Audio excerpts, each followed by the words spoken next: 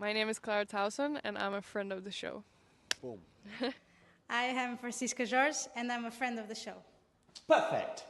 Hi, my name is Susan Leemans, and I'm a friend of the show. Boom. Yeah. My name is Zainab Sammaz, and I'm a friend of the show. Boom. Hey guys, my name is Sasha Vickery, and I'm a friend of the show. Boom. Hi, my name is Lloyd Harris, and I'm a friend of the show. Perfect. Hi, my name is Jan Faria, and I'm a friend of the show.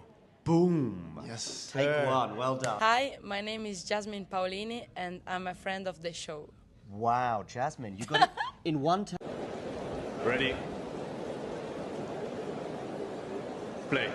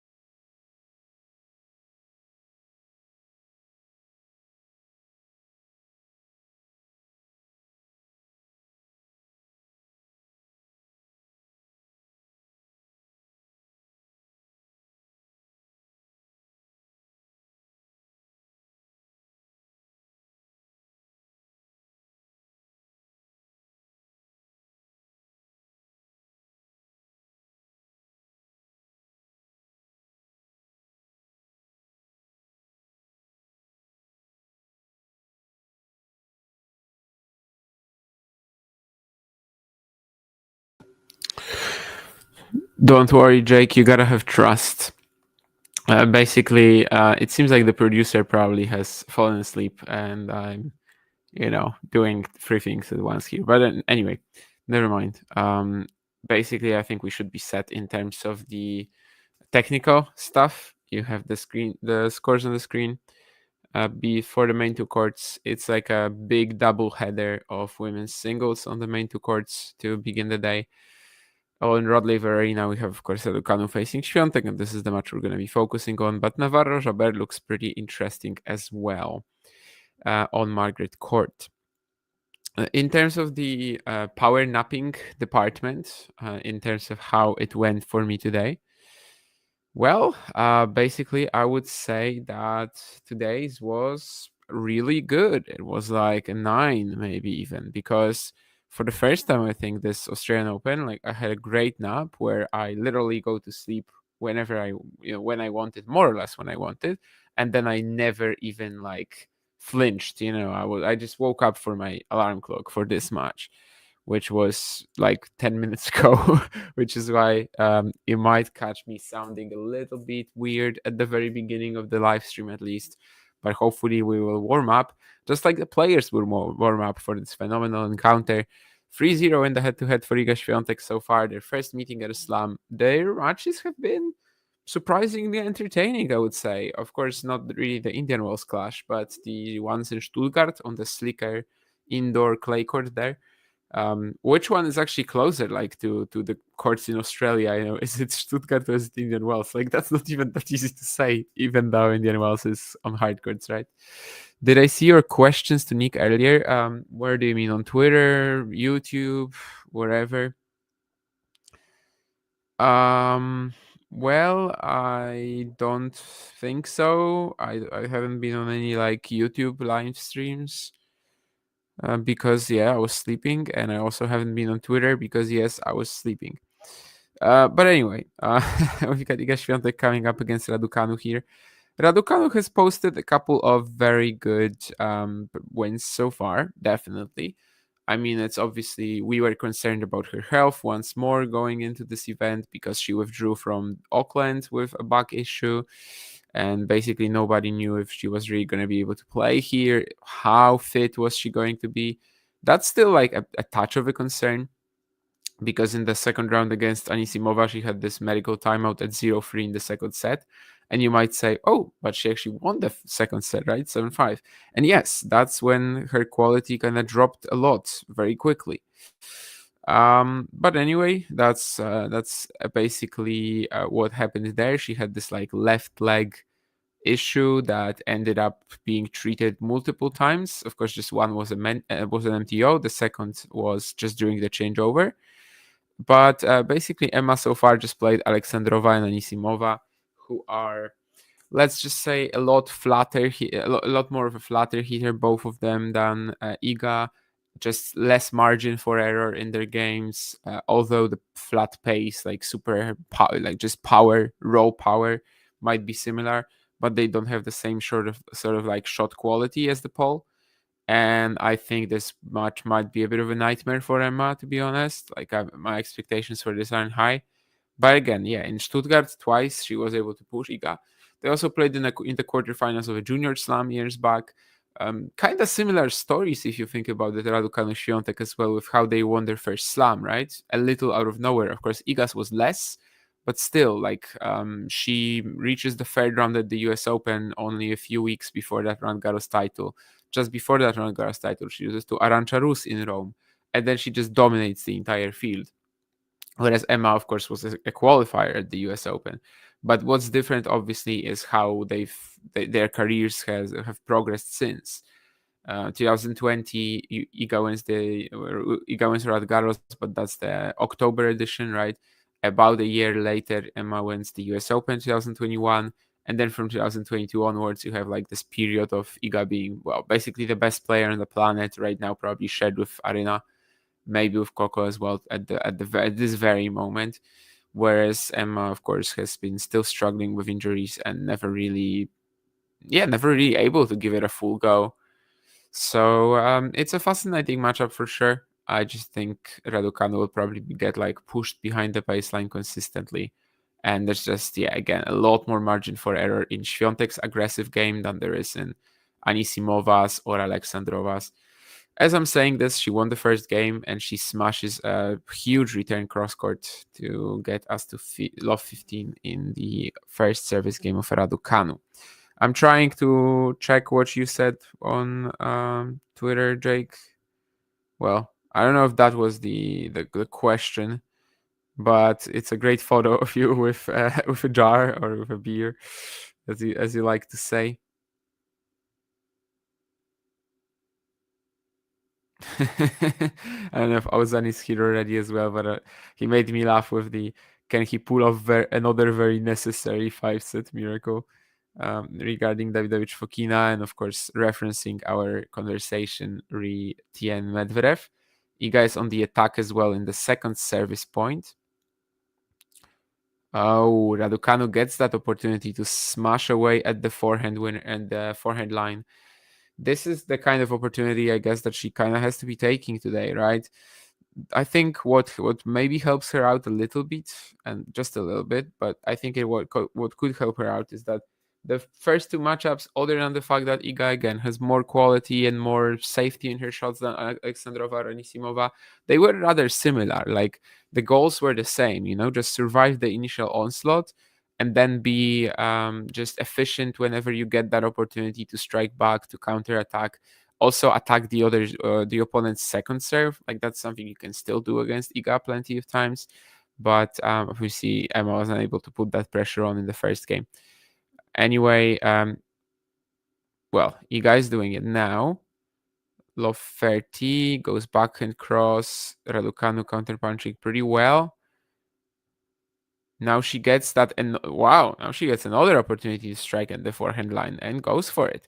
I think we see her already in this first game, kind of trying to be even more proactive than against Anisimova or Alexandrova. She probably needs to, as I said. I don't think the matchup really suits her today or just generally. But yeah, these Stuttgart clashes, we remember them as being pretty entertaining.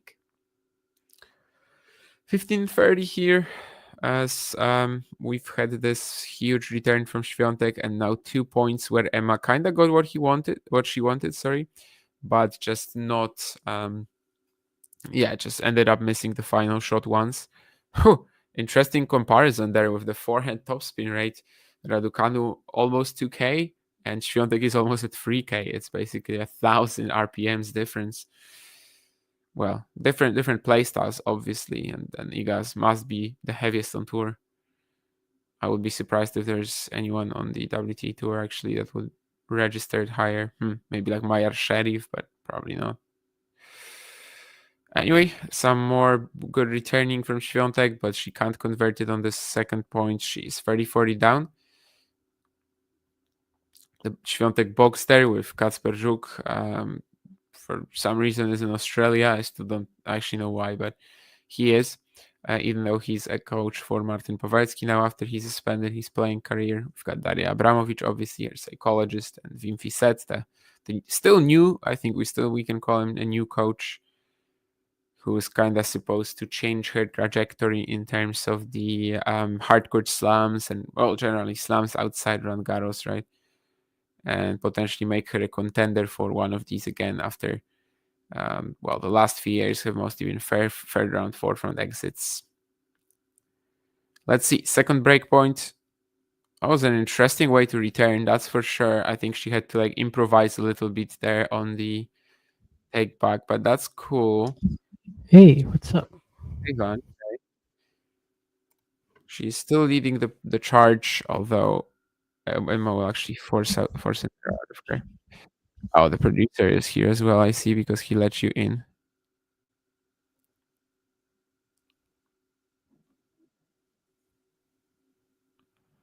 Emma Navarro, by the way, 4 love up on Jabber. Yeah, I have that match on my screen actually, along with the Swiatek one. And so far, wow, I mean, Navarro is playing really good. She's attacking on the second serve. She's kind of on top of the baseline, spreading the court with her forehand. So far, Ons is also very lethargic and kind of hasn't really found her range. And we know that Ons actually had breathing issues in her second round against Osorio. Seemed to be on the verge of. She said that if I had lost that first set, I probably would have retired. So, okay. Of course, she ends up winning that first set 7-5 against Osorio, and second set was close as well. But yeah, for Ons to win this match, trying to hit through Navarro and her movement and her defense right now is one of the hardest things to do. As she's about to go up 5 love actually here.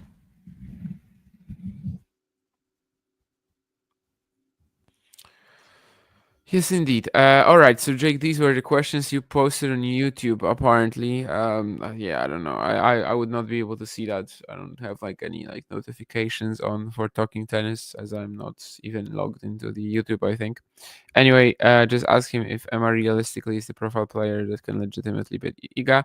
I just feel Iga struggles with her forehand is kind of rushed, and not sure Emma will be able to do that. I think she's trying to her credit. Like, we've seen her playing some very aggressive points so far compared to what she had against Alexandrova or Anisimova. But no, I mean, generally speaking, it's probably just another one of these matchups where Emma is on the back foot, is struggling to survive the firepower from the opponent. And yeah, if she's able to do that and get to that counter strike opportunity, then maybe. But yeah, it's just a very different ball that Iga provides than to Alexandrova or Anisimova. Here we have another like pretty aggressive rally from Emma actually, and she probably should be finishing that off. Yeah, it's crazy point. It's she's actually winning this with drop shot lob. It took a long while for her to get this going, but you can see she can potentially be offensive in this one as well. And yeah, it's the forehand that she's going after so far in this game. Like, I mean, by that I mean going after with her forehand, trying to be more aggressive with it, take it earlier. Yeah, it's the kind of tennis that she used to play when she won a certain title on the WTA tour. And with that kind of tennis, she also wins the first game on serve. So promising start. It does feel like she needed to like execute everything perfectly to get this game done, but it's a promising start nonetheless. And if I think that Emma has a better chance in these conditions than on a traditional clay court, by how much? Is it just fractionally? Yeah, I mean, they're definitely better, but are they like better enough to where I think this will be a super competitive match? Well, probably not. Jessica Pegula last night, she said that this court is basically like clay. I mean, she was playing at night, and it was very cold. At night, I've heard that it slows down a lot. Yeah. And she was also second on in the night session, so I don't know. Yeah, it was very cold as well during yesterday's last night session. So, someone on Twitter said that basically, in reference to this Pegula quote, that look at the establishment doing everything they can to give Swiatek a title outside Roland Garros, and I'm just like, yeah, that's why she's playing at 1:30 every day. Yeah, I mean, it's good for her to play in the day because I think the high RPM forehand will be extra hard for her opponents to deal with in the sun. I mean, I don't think it really matters where she's playing at this point in time yet, but when she's playing at this point in time yet, but just found it pretty funny that like the guy was going against his own arguments at the same time.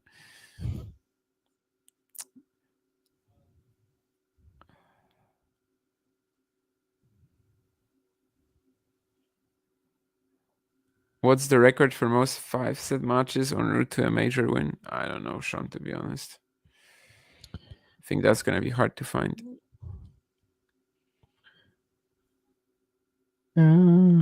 Honestly, like at least 3, right? 3 is like kind of the... I mean, Federer 2017 had 3. That's what I can tell you off the top of my head. Plus, 2022 US Open also had 3. Yeah, that also had 3. With Sinner, Tiafoe, and Cilic.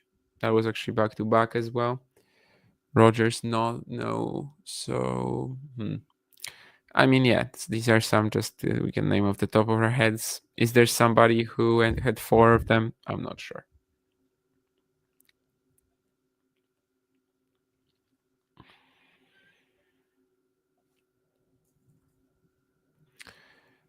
Gavin there with the MTO predictions. Yeah, by the way, love 5 for Ons. She did actually get something going in the return game at 4-0. She managed to get it to deuce. Won a couple of these like drop shot combinations, which is really hard to win right now against Navarro because Navarro is basically expecting them, and she's super quick when she does get to these drop shots.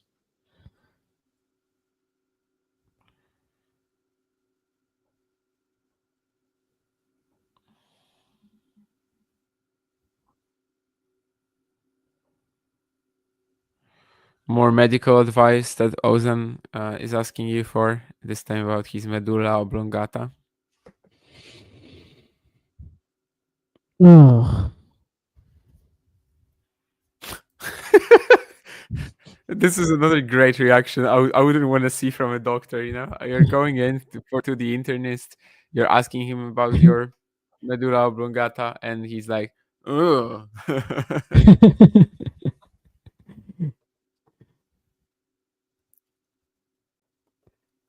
Have you been drinking water?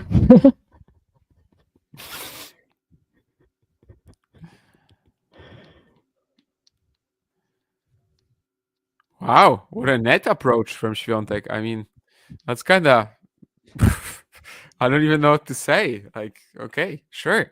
Yeah, I mean, Emma probably could have made the pass, but sure. That's like a, it's unsafe, but she basically takes the plus one and just starts sprinting towards the net, like so primal in it.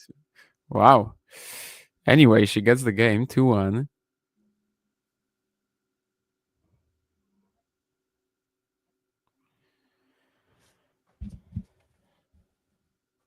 Okay, Ons does get one game on the board here.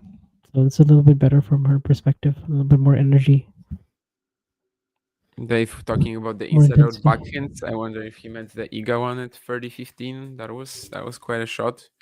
That basically closed out the game there.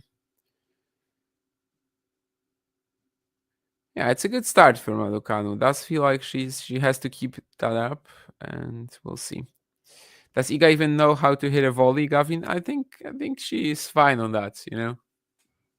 Obviously, it's not the part of her game that makes her the 5-time Grand Slam champion and the world number 2 even to this day, but obviously she's fine on that. She's played a lot of doubles recently, and she was very good in these.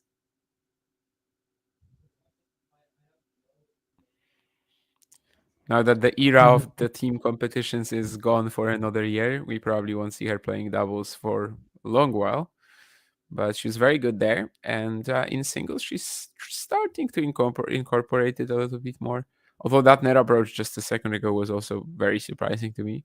Well, did the trick.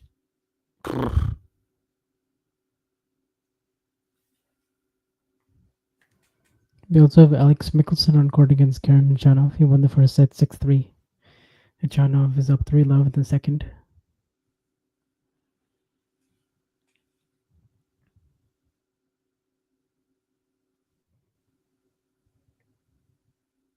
Then later today, I have my favorite matchup, which is Corentin Moutet against Naritian.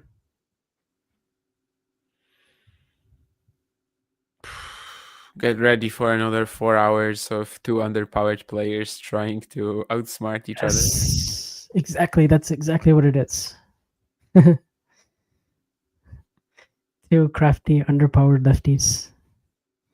Under 6 foot tall. Playing cat and way mouse. under 6 foot tall. In this case, I think we can say like way under 6 feet tall.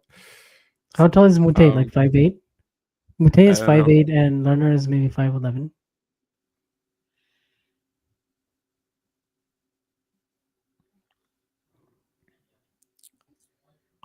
Yeah, the problems for Raducanu are right now that Iga has come out firing. Like some of these, the forehand winner here, the opening point of this fourth game, it's just again just so much spin and pace on it. It feels so safe while it's just twirling right into the line. And well, Emma will need that crazy intensity on the attack from that previous service game to survive here again. And can she keep delivering that like from just all the time here? That's No way Moutet is 5'11". Yeah, he's Why not. is the ATP website lying to me? How much is 5'11" in centimeters? Like 180. Oh no, he's not 180 now. I'm 180. I'm 180 also.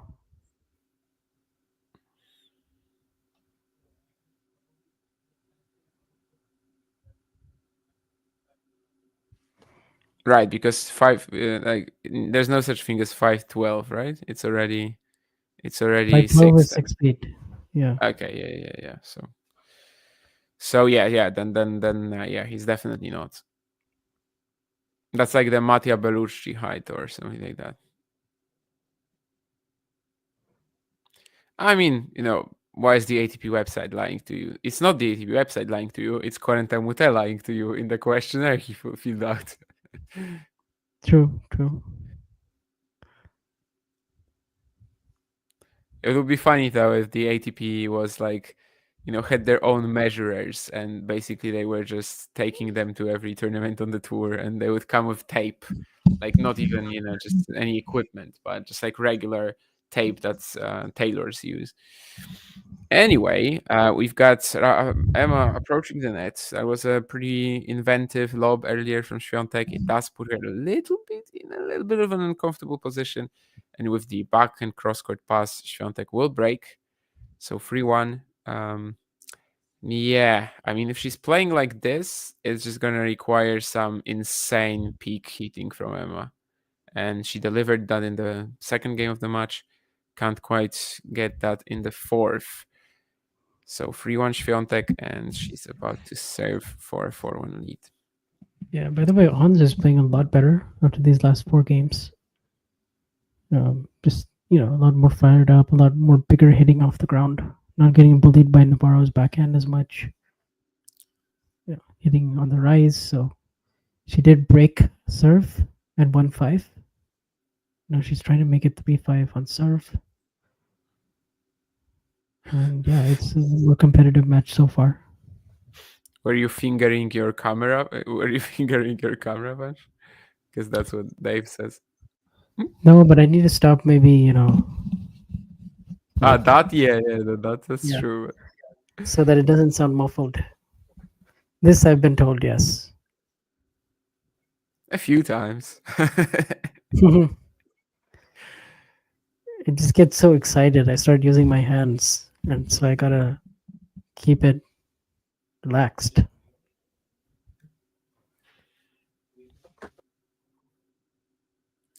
Well, there's more insane hitting here from Swiatek, very deep on that forehand line, and she just picks it up.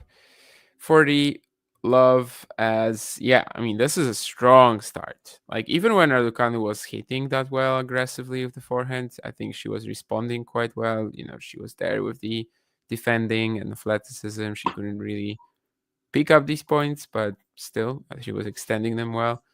And when she's had the chance to pounce so far, she's been just a monster, honestly, in these first 5 games. So it's a pretty deserved 4-1 lead here, definitely. And well, Emma has to start reacting to this pretty quickly, because this is just quite unbelievable level from the world number 2 so far, the former semi-finalist of this event from 2022.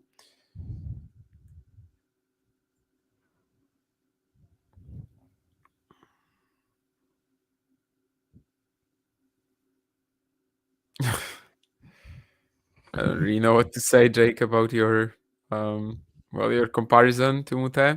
That's fair.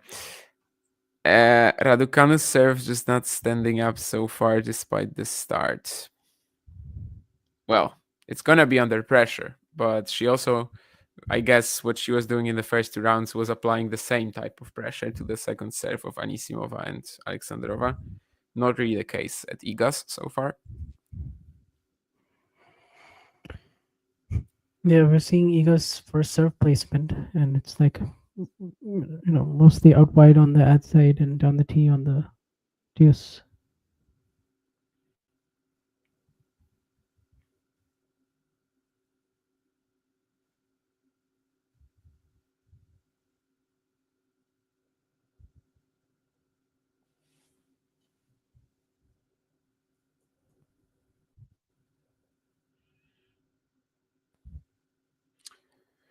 Yeah, Gavin, I don't disagree. I mean, Iga against Elena would be once more a highlight of the event, I think. But or one of the highlights at the very least. But of course, there's still quite a lot that we need to see before we actually get there. But at this point in time, it does feel like some of the opponents that potentially could have been scary for Swiatek on the way to the semis have been eliminated. So you don't have Kaniskaya, obviously she withdrew before the start of the event. That could have been the 4th round. You don't have, in this round, she doesn't play Alexandrova or Anisimova, who are always like just a touch more dangerous, I guess, to her than the Raducanu would be. Then again, this is some great hitting from Emma once more.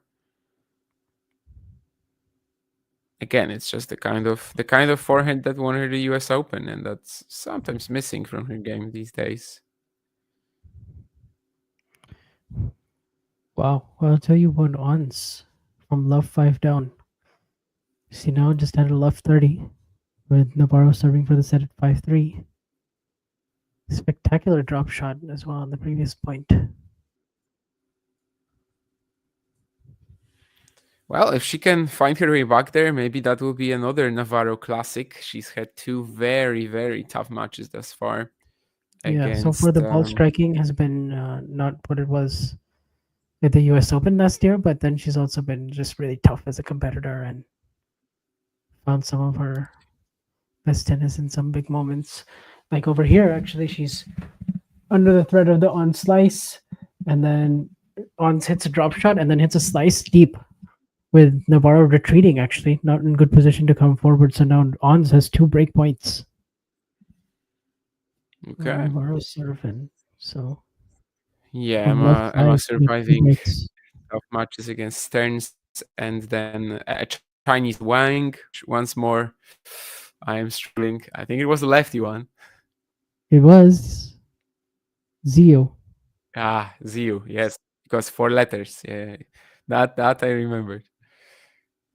You see, this is, you told me that. Thank you much. Yes, you're welcome for that tip.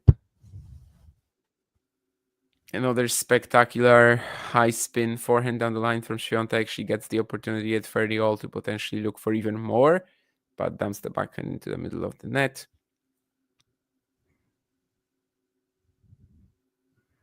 Ons going for the drop shot lob thing again at 1540. This time it doesn't work. The lob is going to fall a little bit short. Oh, and Navarro comes up with a very good first serve as well at 30-40. So those 2 break points saved for now. So it's deuce.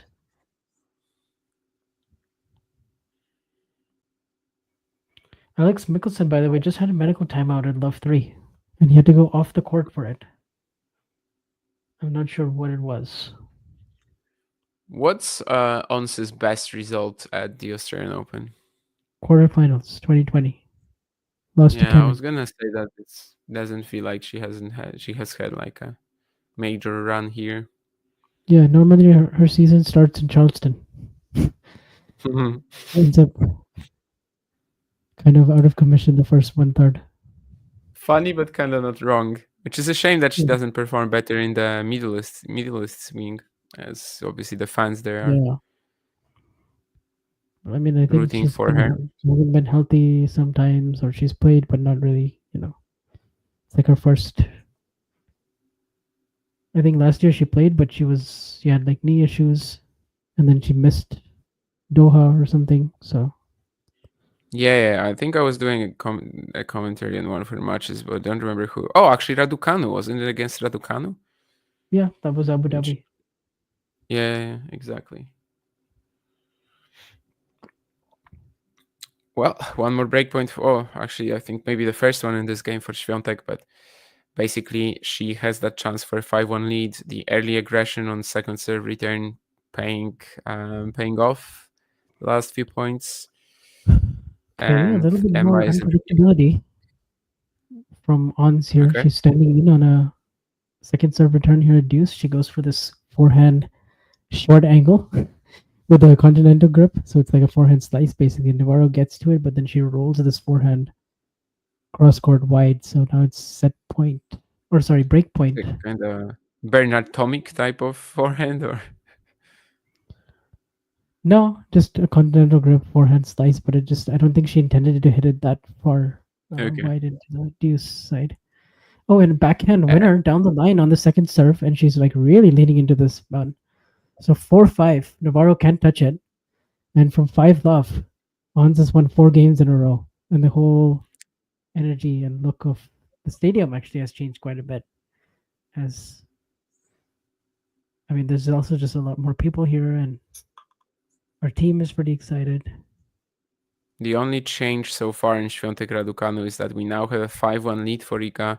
The last 3 points are basically all the same, just massive returns at Emma's feet, not enough time to recover, and it's 5-1 up now, as this has been a 29-minute first set. Like, it's not the shortest, but still, in the grand scheme of things, like, Iga has started very well. Her timing doesn't feel rushed at all.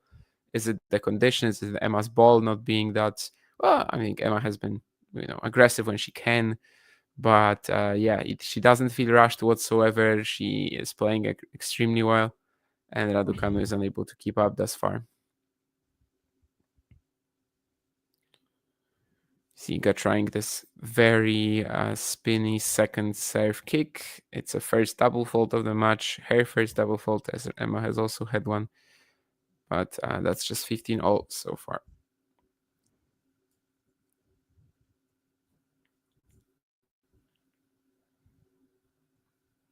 Jake Petri Davikard, as obviously the topic of Jake's height pops up again.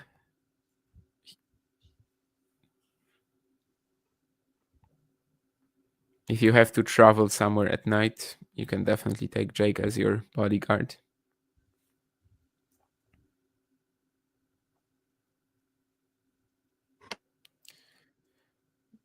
I don't know what to say about that, Swarna, to be honest. The IMG thing, I'm not really that invested, I guess, in that part of the tennis world. So I don't even know if that's true or not. Okay, so she didn't mention Raducanu.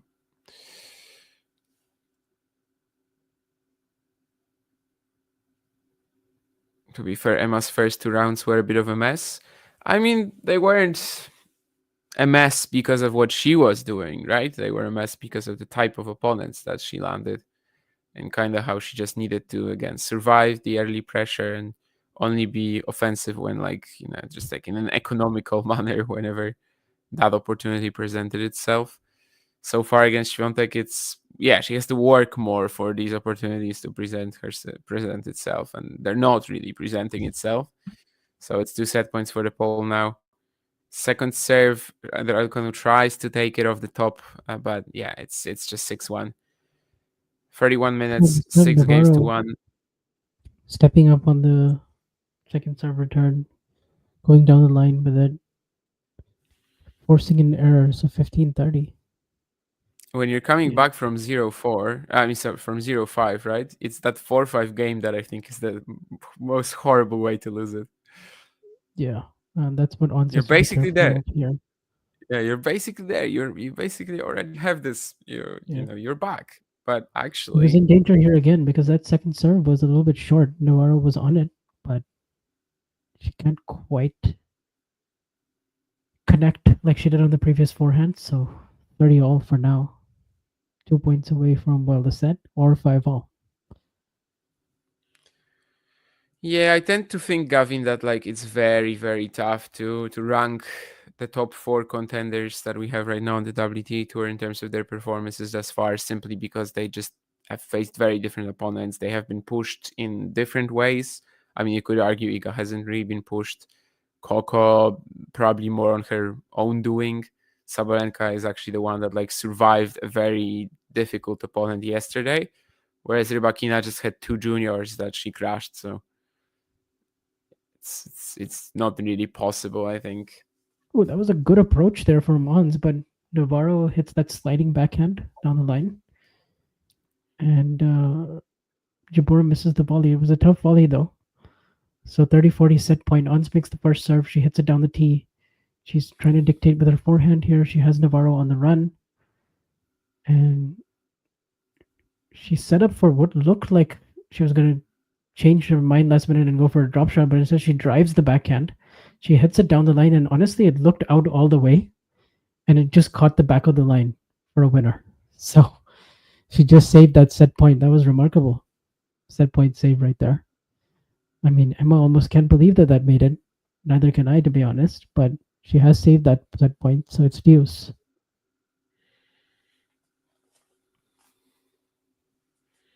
She makes the first serve on the next one, and she tries to come to the net again. Oh, what hands, what touch, what feel. Because that backhand volley was so nonchalant, so casual. She made that look so easy, and honestly, it really wasn't. Because she just guided this approach down the line. The approach wasn't even really good. Navarro had a good read. She kind of just rips the backhand right at Ons, and Ons just gets out of the way, hits this backhand like literally a half volley almost. Oh my god, this game, dude. A lot of good points right here. Because Ons makes the first serve again, and Navarro connects on the backhand, and this time it's a clean winner cross court. Wow. Way too good. So after two really good points in a row from Ons, it's Emma who responds with a second serve return winner.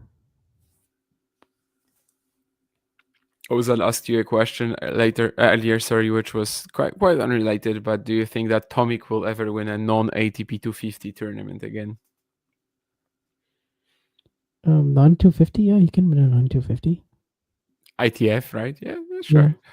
Yeah, he can win a 15K or something, right? That's probably. I mean, I'm assuming Ozan didn't mean that, but yeah, I mean, obviously he's not winning major stuff from here. He's like way worse to me. I think he's way worse than the average challenger player at the moment. And yeah, just kind of managed to, of course, great achievement to claw his way back to Grand Slam qualifying, but the career is done. I'm saying, because that's the worst way to lose it for Ons. She misses this volley in the net that she just really had a good opening for. Of course, the approach wasn't ideal, but she pulled off this volley earlier in the game. Pretty tough. And Navarro takes that first set 6-4.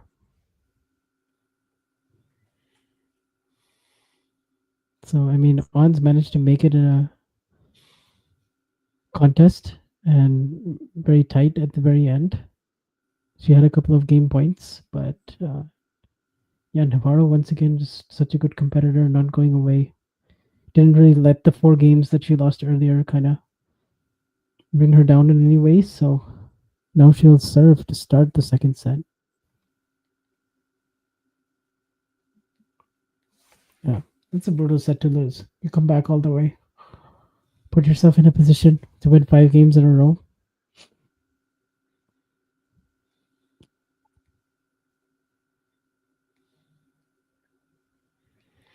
Well, so there's some obscene hitting from Swiatek here again as she gets that forehand cross-court winner. She's got 2 break points to go up a set and a break. On the back foot, though, and Raducanu puts the ball away. Needs one more of these, one more combination like this to keep herself in this. Let's see if she can get it.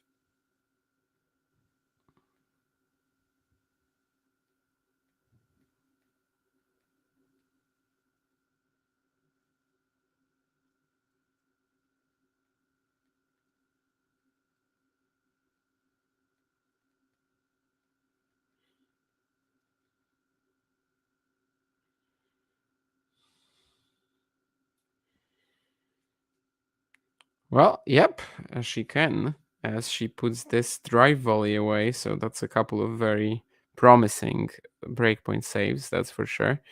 Average return speeds on our screens. So basically, obviously, Swiatek is the one with a lot more firepower, both on first and second serve return. Basically, the way that she's returning Raducanu's first serve is more or less, at least in terms of pure pace, how Raducanu is returning her second.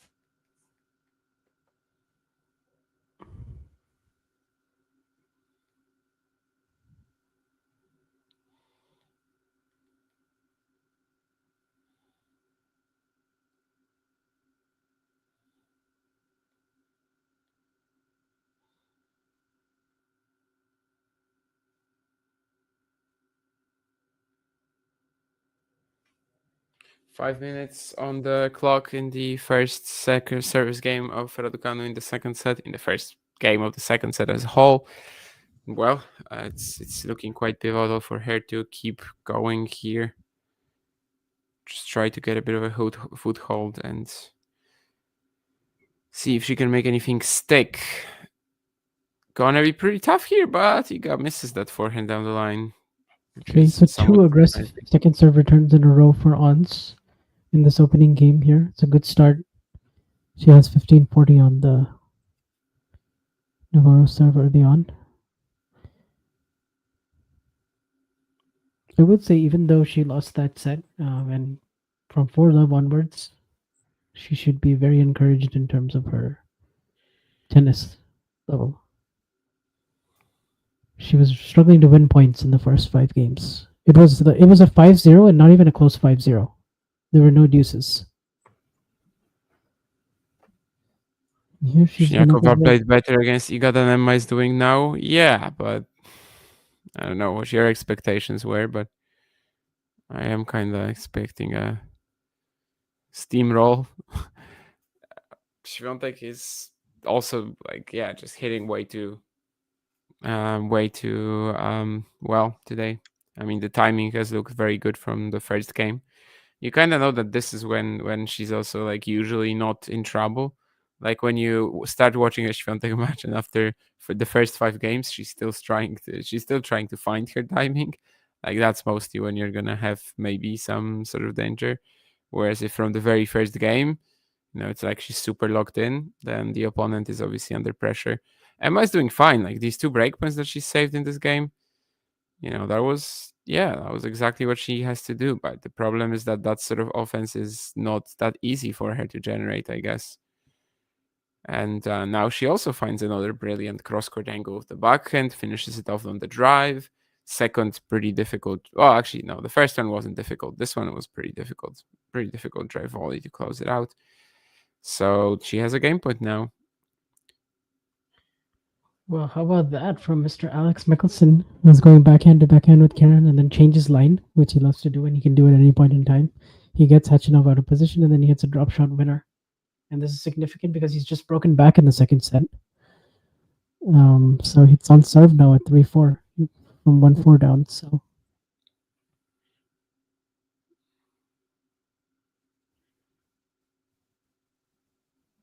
how big would it be to have Alex Mickelson and Leonard Tien in the second week? Both of the next gen finals. Well, I mean, from a SoCal perspective, much big. From a general tennis fan perspective, they fill out the numbers in the forefront. Yes, they'd be part of it. Yeah. If Leonard Tien versus Taylor Fritz quarterfinal would honestly be a dream.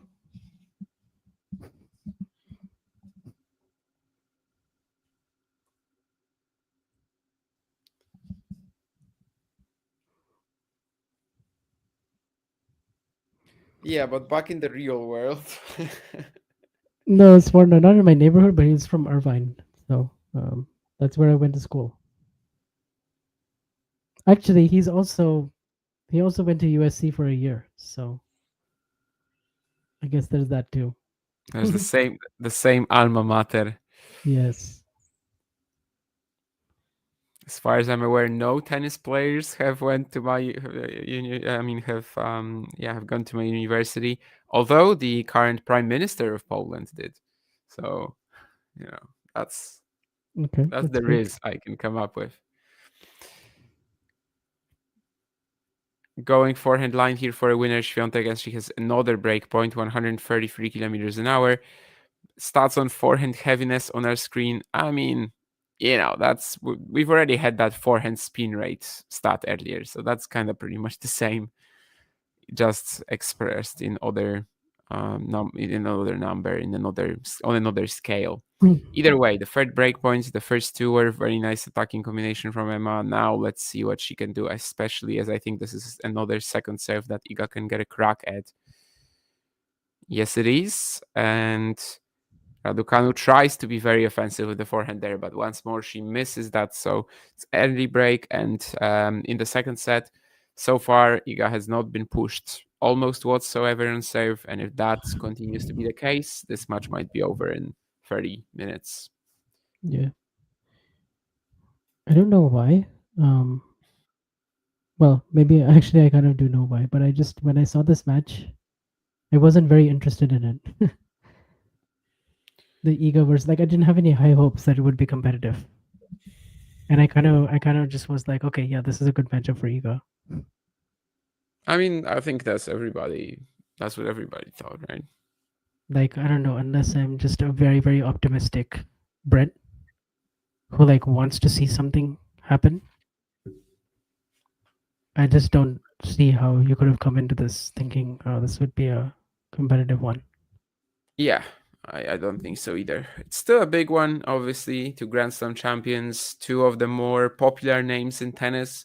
Regardless of ranking, Raducanu obviously has a lot of marketing value in many, many ways. But yeah, I mean, the matchup has been pretty competitive so far in their 3 matches. Obviously, the 2 Stuttgart clashes, they do stand out. But yeah, it's just such a different match compared to what Emma has had to face so far. Even though on the sort of like on the, let's say on the face of it, she kind of has to play very similar tennis, but it's not the same ball. It's not the same level of like comfort and safety that the opponent is hitting with. And it's so much tougher. Since the start of 2024, Iga Swiatek is 61-2 at WTA level after taking the first set. Yeah, obviously one of those losses being to Raducanu. No, actually, what are the 2 losses? 61-2 since winning the first. Since when? Since when is that? Since the start of 2024. Yeah. 24. Okay. So yeah, it's the 2 Grand Slam matches, Noskova and Putitseva. Yeah. Grand Slam matches outside Roland Garros. I mean, that kind of could have been mentioned on the stat as well, that like both were slams, because it's kind of interesting. And obviously fits with the whole, Iga is basically making 3rd rounds, 4th rounds, sometimes the quarterfinals at the non-hardcourt slams non-clay court slams since 2023. Yeah. But obviously the big hope for her is that this event will be different. There's potential for it. Ons Jabeur, by the way, has played an outstanding second set so far. Hasn't put a single foot wrong. 3 love, 30 love, 2 breaks of serve. And Emma gets something going on return here with the forehand cross-court counter at 15 all. As you can imagine, there's a lot of cat and mouse points, a lot of unpredictability. Don't know what Ons is going to throw at Emma next. Oh yeah, that's always the case in Emma Navarro matches, right? Oh yeah, totally. No, but being honest, I enjoy her matches a lot because she makes it interesting. She makes it very hard for opponents to win points against her with her movement, and also she brings like this base level of consistency that if you don't match, well, you're probably not going to win. I love how you guys finishing her backhand motion here with that winner down the line. You can see she's just like holding off at the very end so that it rolls into the baseline basically. But obviously the need to just push for it all that much, considering where Emma was at that point, already out of the court. She is gonna be like pushed wide and back basically off the baseline today, Raducanu, and that's another part of the issue. But maybe this is a game where she can strike. It's 30 all, and it's a second serve from the pole. To your question, Jake, about Radwanska and Swiatek, I was not the biggest Agnieszka Radwanska fan as a kid. I mean, I understand that she kind of, brought definitely a bit of a different quality to the sport than most other top players, especially now in this like even more power-oriented era. But I think as a kid, I was always just like, where's the power? How can you beat like Serena, especially if you basically can't hit through the court? But I mean, to reach the heights that she did with a game like this, I think it's extremely impressive. And I do have nostalgia for her game still, despite maybe not being like one of these balls who are just sitting at the screen with their mouths open wide and gasping at every single drop shot. Well, I was just praising On's level and her steadiness, and well, from 30 love, she kind of blew it here. Okay. Went for a couple of ill-advised shots, kind of nailed it in on a couple of points, and then at 30 all, she hits this second serve. Navarro crushes the return cross court, and Emma and Ons goes through the legs, and it's like a jumping through the legs when you don't have enough time to move your feet. But she loses the point, and then all of a sudden makes an unforced error on the next one, and now all that positive body language vanished. So Navarro gets one of the breaks back. Of course, What she's also still vanished, but there's just so much variability in these points. What also vanished was the chance for Raducanu to break here potentially from 15-30. The last point, a little dicey with Iga. That backhand was not, it was way too close for comfort. I don't think she hit it clean, but it set her up for the forehand winner, which of course she takes 6-1 to love. I will say though that I would go for an Agnieszka Radwańska grass match any time of the day.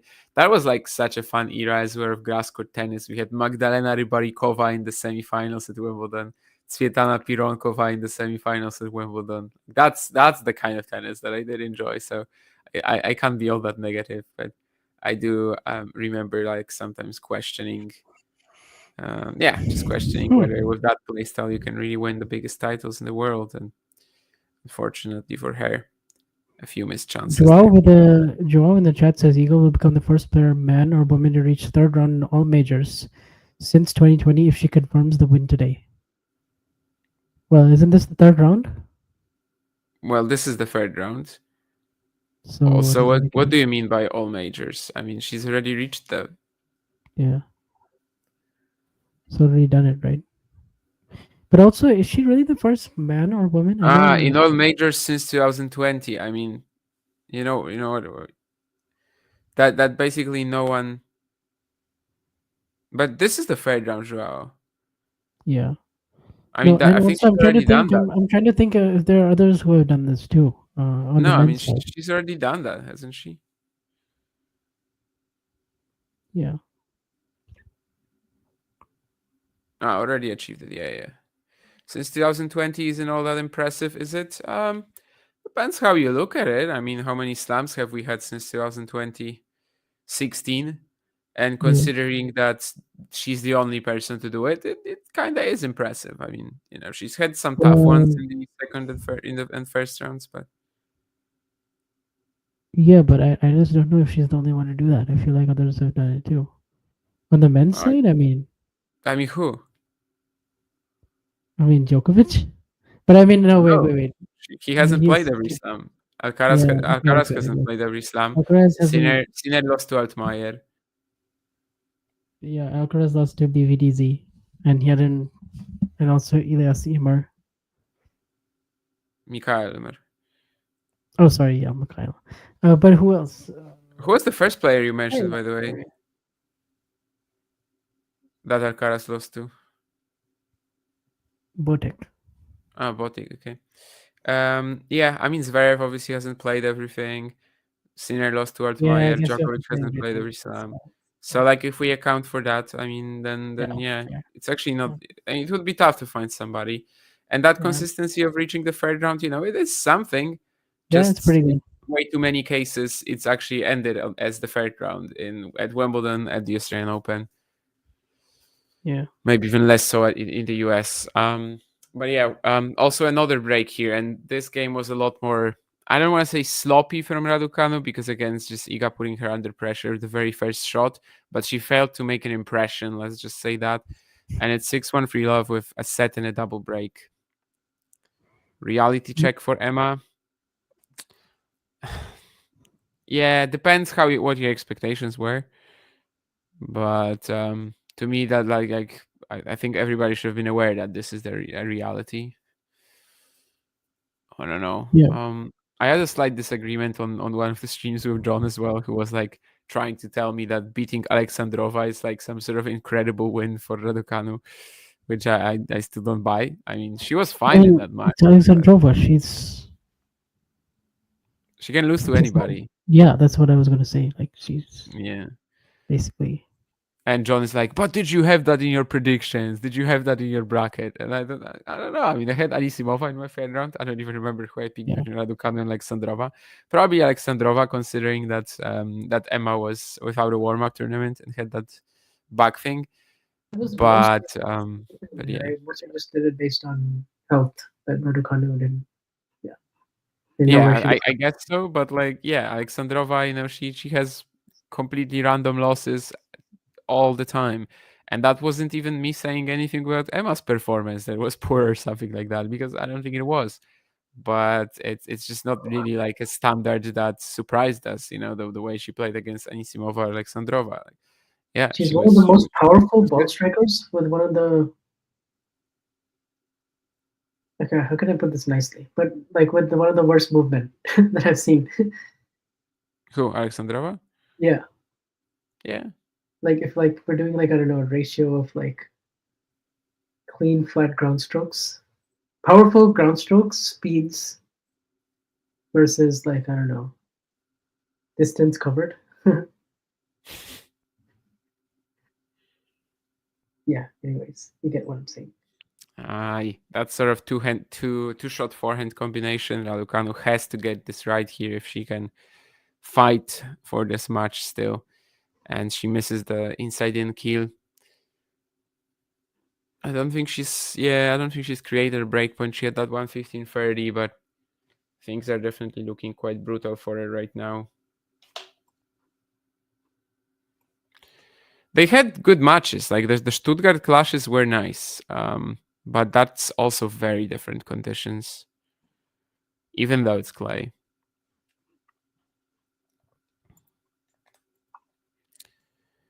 Ace for Swiatek on the out wide, 158 only, but the placement was pretty supreme. Iga's service surprisingly good for that weird setup, says Dave as well. And that's Vansh fingering his camera again and showing us his hoodie. Vansh advertising the brand. Oh, you know why I'm doing that? Because I'm trying to actually read the scoreboard on my monitor screen, because I have a setup where I've connected my work laptop, my personal laptop, my iPad, and my monitor. So I have to go back and forth. Anyways, I got it now.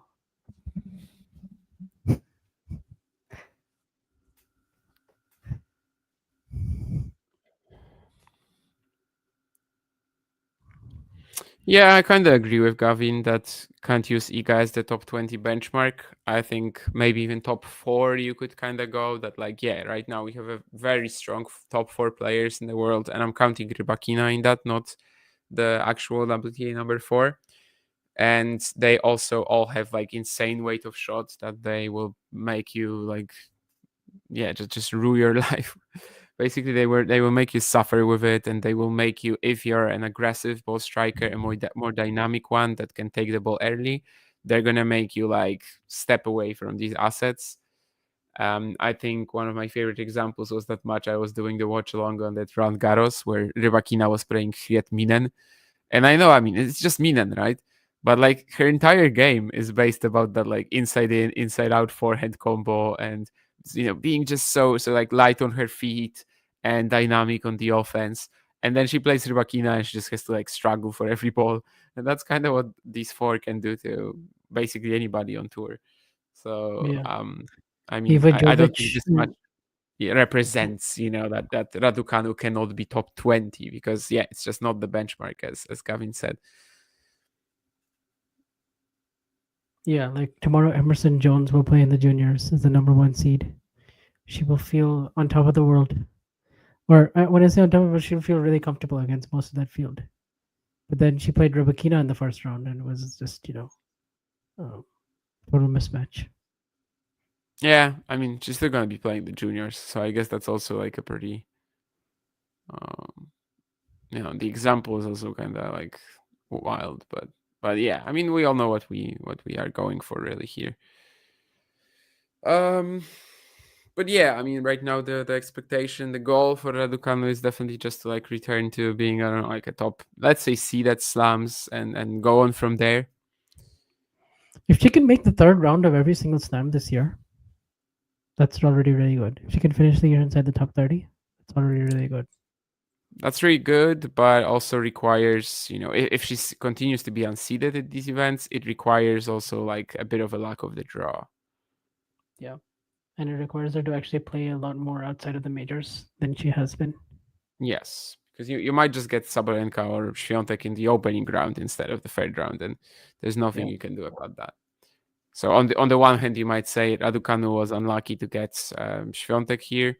She was, I mean, her draw wasn't perfect. I don't think it was tough. I think it was like easy, but at the same time, well, she still had one of the lower seeds in the first two rounds, and as an unseeded player, you do need to run into a seed in the first two rounds. So yeah. Well, backing down the line from Swiatek here, obviously, if she can break here, then the match will be like over twice or even more times. But okay. Well, this match is really exciting right now, the Navarro and Jabor, because Navarro had 2 break points to actually retrieve both the breaks back. But Ons did really well, won 4 points in a row.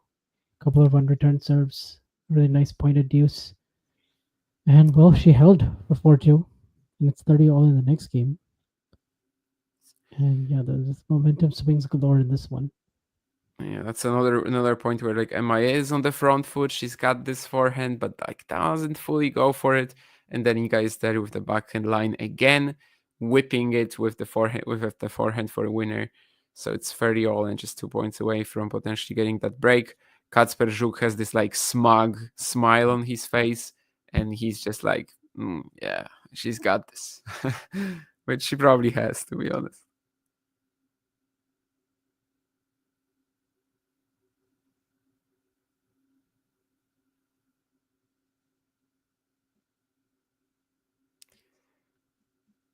Okay, another drive volley for Raducanu, and this time she dumps it into the net.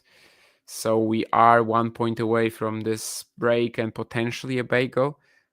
Funnily enough, I think somebody texted me on Twitter yesterday and said this will be a 6-1-6 love. So oh, okay. I said it would be 6-1, 6-3. Yeah, I had to write this preview for a Polish website, and I basically just said that it's going to be like under games, in the sense that, it's going to be relatively quick for I just randomly chose a score because I was like, oh, I remember their Indian Wells match was 6-3, 6-1, and I think it'll be something like this. I expected it to not be like their Stuttgart matches. Yeah, I didn't need to go for a particularly close target because of how, for a particularly low target because of how like the odds were or whatever. But yeah, I basically just said that it was going to be pretty short. Emma saves the breakpoint though, so still can get to that scoreline that Vansh was mentioning as well. She would need a break for it. Oh yeah, nicely done from her here, the backhand down the line. +1 shot, so can just extend this match a little further for now, and after that you never know. 4 tournaments without an MTO. I mean, 4 matches without an MTO, Gavin. Maybe let's say that. Where do I write? That was for a Polish website.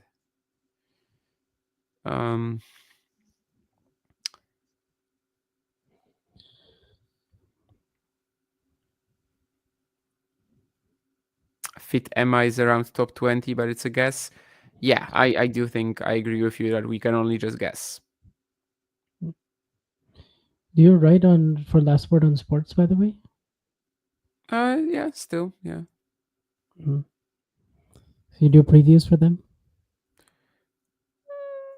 More or less, yeah. I do some challenger stuff. I do some previews, yeah. Does Jack still write for them, or maybe that was before? Jack probably hasn't done much in a while. I'm not sure if he's still on the roster, if you know what I mean. But like, yeah, I'm not sure he's done anything in a while. Yeah. but too he busy did. coaching right now. He did. We did meet that way. He was starting the on the line thing. He was doing that with another guy from Last Word in Tennis, and I was guesting a few times when that guy was away. But I think neither works there anymore. I mean, it's obviously not like, we don't have like contracts or something like that. I just do freelance for virtually anybody that wants me. So if you guys have a good offer, fire away. Talking tennis is okay, but anyway, unfortunately for him, she double faults at breakpoint down at love 4. So after the change of ends, it's going to be Swiatek serving for that 6-1-6 love lead. Lead. Yeah, it's not a best of 5 set match, Damien. What are you talking about? 6-1-6 love win. So we have a tiebreak going on between Mikkelsen and Hachanov, and they're dead tied at 3-3. One serve this whole time. Mikkelsen just fires an unreturned serve at 200 Ks. So 4-3 for Alex. I still don't know what the medical timeout was for. Seems to be moving pretty well. I don't see any strapping anywhere or anything. I guess since he has to go off the court, maybe it's something we can't see. But what's the score in that one? I kind of stopped following, to be honest. Second set tiebreak. Oh, okay, that's pretty crucial. Yeah. We also have another match starting up with Evalis and Jacqueline Christian. Yeah, what a tournament for Evalis, who lucky loser into the third round. Oh, that's a name that always, by the way, in terms of the spelling, we were talking about this recently. Christian's first name, I never remember if there's a C or not. Jacqueline? Yeah. There is, right? I don't think there is, yeah. Oh, okay, no, I thought there was, so yeah, I would. Actually, maybe I'm wrong, but as I said, I always mix this up. That's why I remember it, but I actually don't remember it, as you can see. Jacqueline Christian Adina also. Yeah, there's no C, and I always put the C in there, but there's no C in her first name. Okay, good serve here by Hachanov, so he does win both his service points. So he has 5-4 lead in the tiebreak. Hachanov, former semifinalist here 2 years ago. Yeah, kind of one of these players who overachieves at the slams pretty consistently as well. Yep, and he's very fit, so he wants to drag you in these longer rallies and longer matches, and he backs himself, I think, in that regard. He's a strong guy, strong build.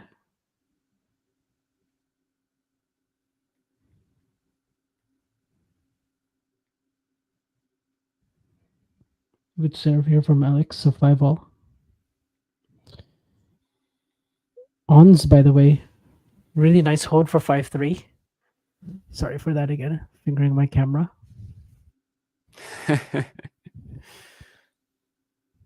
Oh, Jake, yeah, nice. I've also met Courtney a couple of times. I met her in Miami. I also met her. Courtney Cox. Courtney. I know which Courtney. Yeah. The WTA Courtney. The WTA Insider.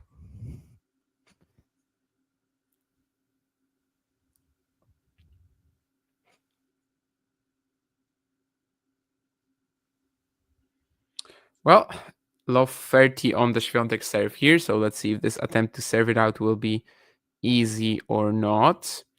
We've got her pushing with the backhand cross court here, and she gets the error, just barely missing the baseline, that shot from Emma. And Alex Mikkelsen is up 2-0 on Karen Hachanov.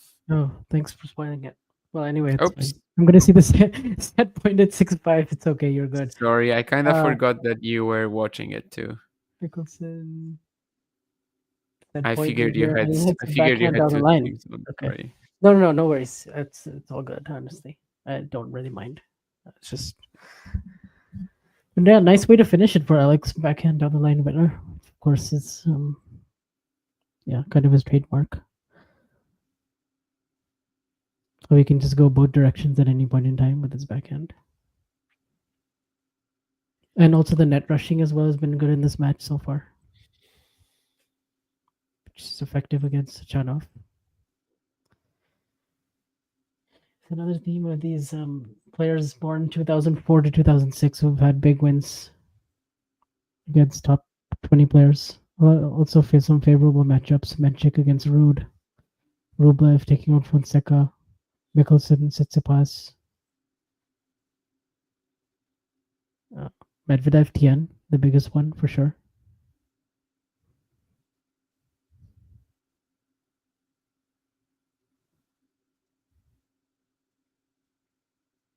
Well, from love 30 here, Iga actually sets up a match point. Yeah, by the way, Ons won that first set. So that was very... Second set, yeah.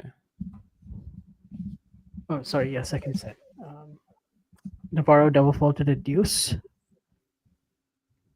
And my stream cut off on the last point, so I'm going to rewind it a little bit to see what happened on the set point. That's going to be the win for Iga. 6-1, 6-love. I mean, honestly, just routine. Her timing was on it from the get-go. Her second serve return aggression was into Emma. I think she did try. I mean, there were definitely some nice points in there. I think she was trying to be a little bit more offensive than in the previous two matches because she needed to. Like with the spin and quality on the shot that Iga has, and players like Alexandrova and Nisimova don't possess with the flat hitting, she was going to be like pushed further behind the baseline or outside the court, really, with the angles also that Iga can go for. So she needed to be a little bit more conventionally aggressive, let's just say, and not just try to counterattack like she did in the first two matches. She tried, but the matchup is pretty horrible, not going to lie. And well, it's a very strong showing from Iga, obviously, and she's just pumped to get into the second week here and looks like one of the biggest contenders for the title still.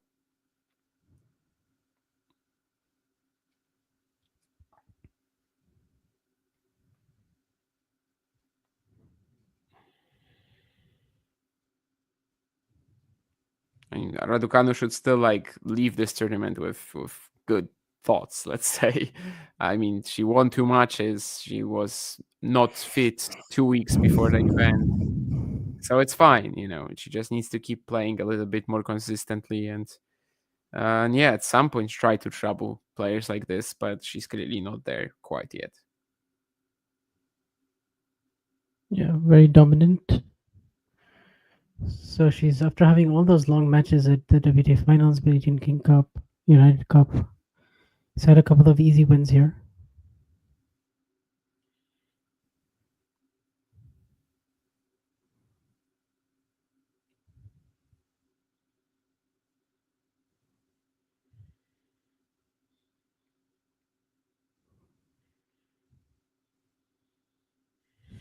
Yeah, it seems like, because a couple of people texted me about the exchange with Maria Cicak at the beginning of the match, Iga and Cicak.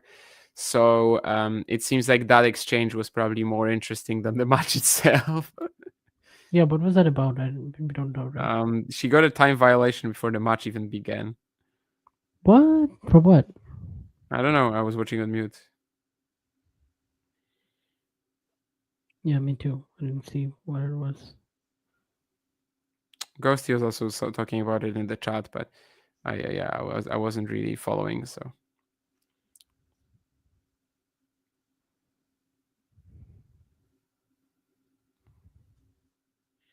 Seems like Cicak against Swiatek was the more interesting rivalry today.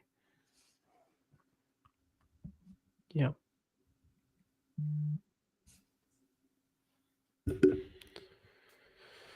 Either way, my plan, Vansh, was to actually get off the stream as soon as Swiatek Raducanu ends, because I do kind of have to get a lot of sleep. However, let's do that third set between Navarro and Jabber. Okay, cool. Yeah, let's do it. This has been the more interesting match for sure.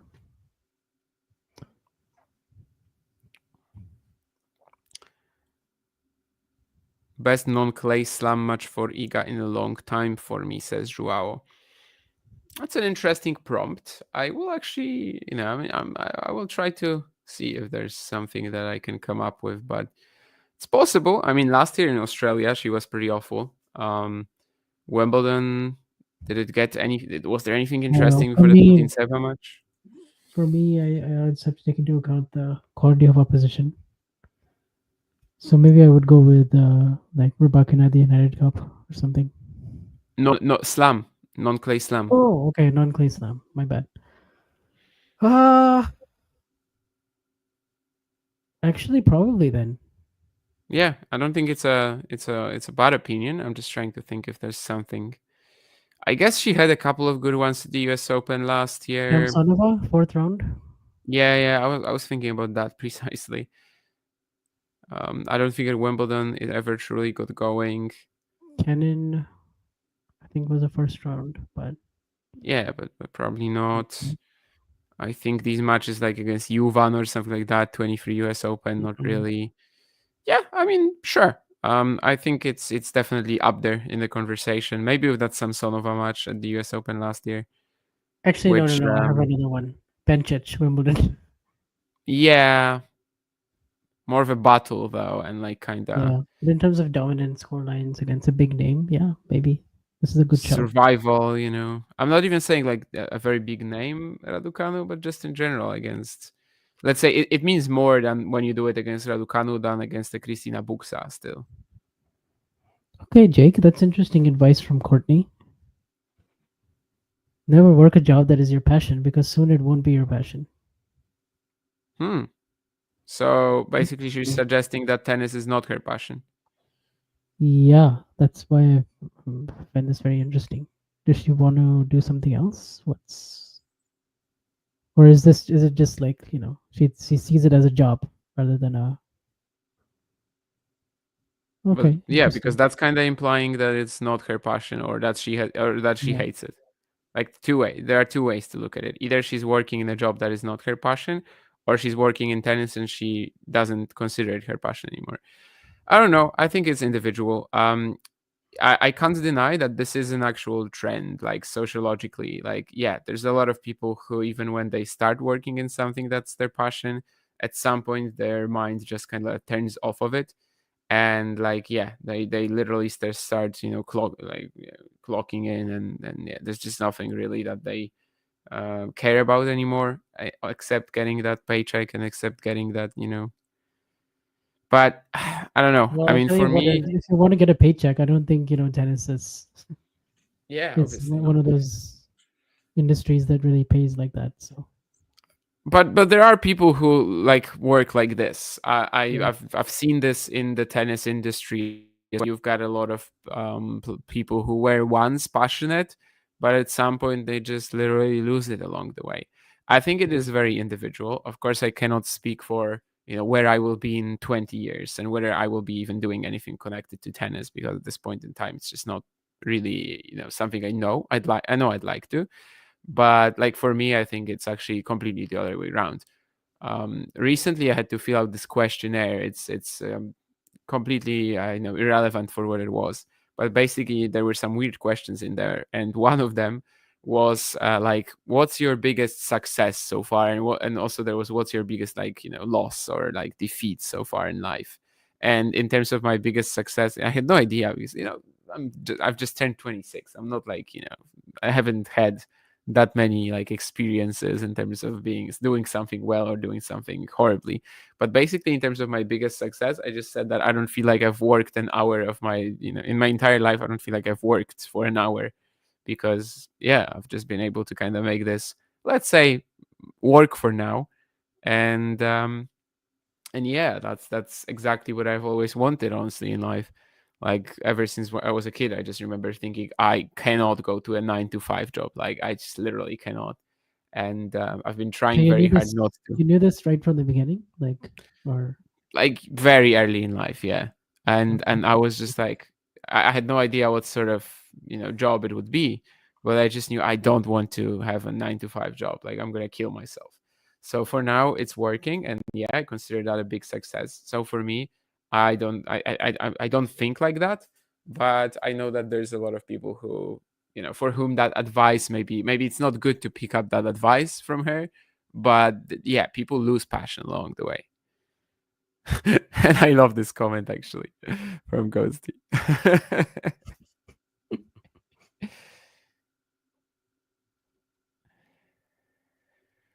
Does someone pay me? Someone does, thankfully. I wish they did pay me a little bit more, but for now it's okay. In November I'm gonna have this my taxes are gonna go up pretty significantly, and maybe then there will be like a moment when I will have to reevaluate some stuff but Does yeah, Poland for now have it's free healthcare? no. I mean free-ish. Like you have to pay the tax. Like it's free for me to go to You the have to hospital. pay premium every month or something. Well, I mean, it is free in the sense that I can go to the doctor or to the hospital and they're not gonna bill me. But it's not free in the sense that every single month I pay, a fee. Yeah. That is just constant. And Okay. honestly, I don't really I don't feel like it's worth it, but it's something that I have to do. Yeah, but like you have to. That's Yeah.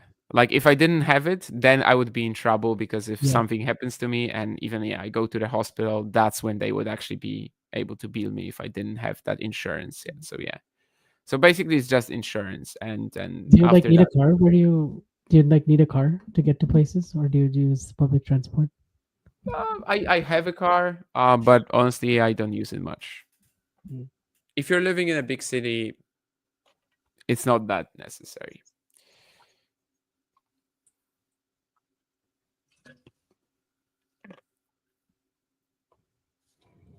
Yeah, that's something about San Diego that you basically need a car to get everywhere.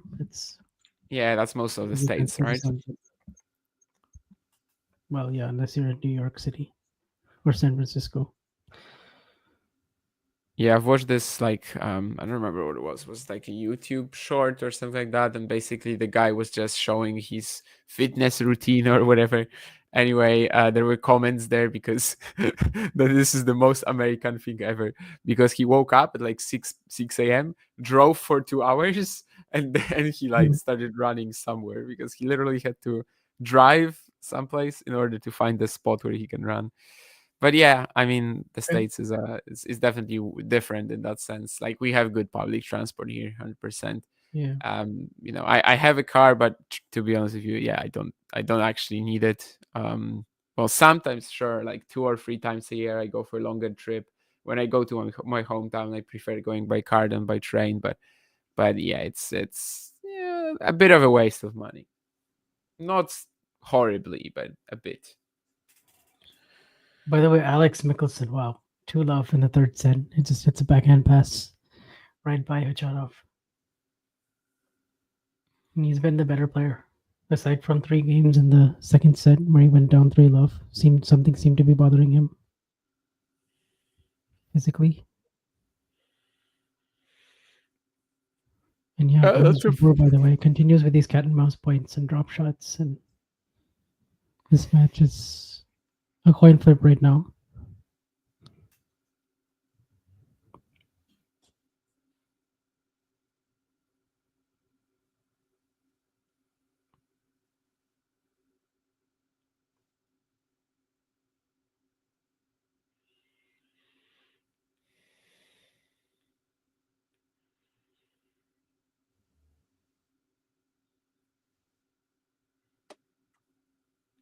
Is it just me, or first weeks of slams have gotten a lot more interesting than they did in the mid 2010s? Honestly, tough for me to say because my tennis watching experience was different in the mid 2010s, right?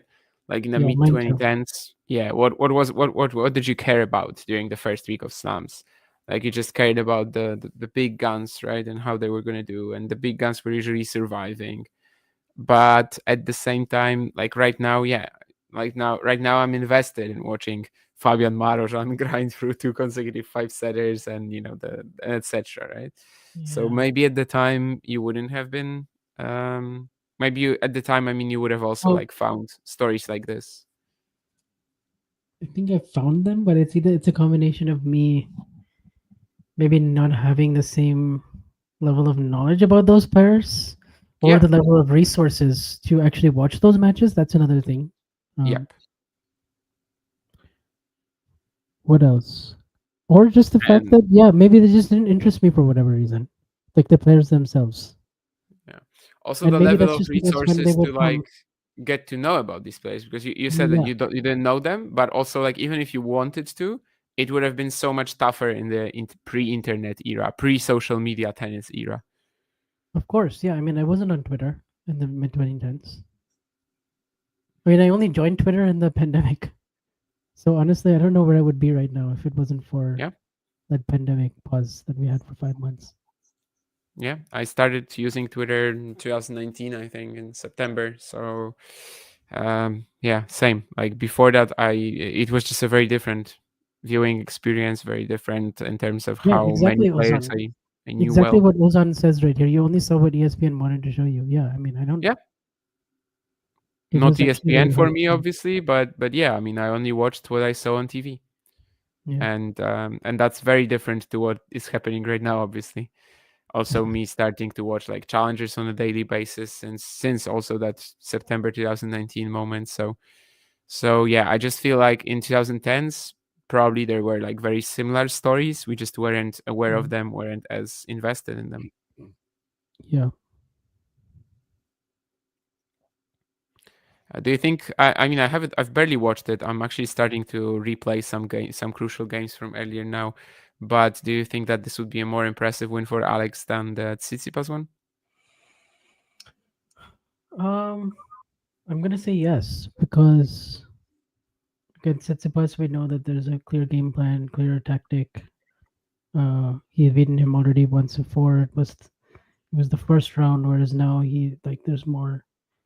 You know, if he can get back that up against another like seasoned, different type of but still reliable quality player, and he can do it in straight sets, it would be more impressive. I actually very much agree. This is why I asked this question, because I think that's way more impressive if he gets this done. And I'm just actually watching it. He's like, that game on return where he breaks back in the second set, he's like slamming returns and getting to the net. He's not just like playing he's been Karen getting to off the the net ground. as early as he can, honestly, and it's working. Yeah. I wasn't expecting that. I thought it was going to be more of a, let's say, A Bailey just more of fest. a comfortable Yeah. matchup for Karen. He can just like he's so strong physically. He can just trade ground strokes forever. Yeah. It's And kind of he's like a been worse Taylor Fritz in many ways. right, exactly. I mean, and that was my thing for Alex. If he wanted to win this match, he had to win it at the net. And he seems to be doing that. Like he really seems to be taking the game away from Khachanov, away from what Karen wants to do. And yeah, it's working so far. I think a lot of these 90s, mid 90s players, they have like one style of play or like one pattern of play that they really like to use over and over again. And if you take them out of that rhythm, all of a sudden they don't have a whole lot of other options to fall back on. You know what I mean? Like you take players like Rude or Rublev or Tsitsipas. They're so biased towards the ad side, and they're so biased to always finding forehands that players have realized that, like, actually, we'll just attack your strength. We'll just attack the open court, and we'll make you defend with your weakness. And we'll do that all day, and we'll make you hit open stance backhands. And there's nothing you can really do about it if we have the power of both wings like we do, which most of these younger players like Fonseca, like Alcaraz, Sinner, these younger, stronger players, like they're not intimidated by it. So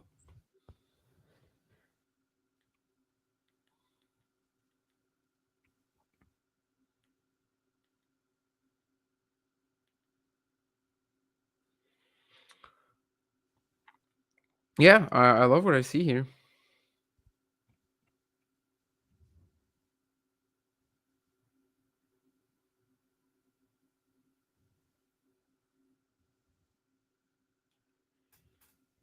Oh, Red Note. Yeah, that's the TikTok replacement because TikTok might be banned in the US pretty soon. Yeah, I don't even know what that is, to be honest, with TikTok. I just saw some like polls where people are, will TikTok be banned? And it was like 75% yes or something like that. I don't know. So why is it going to be banned? Like, what's the... I mean, a lot of reasons. I mean, mostly it has to do with data and privacy and China.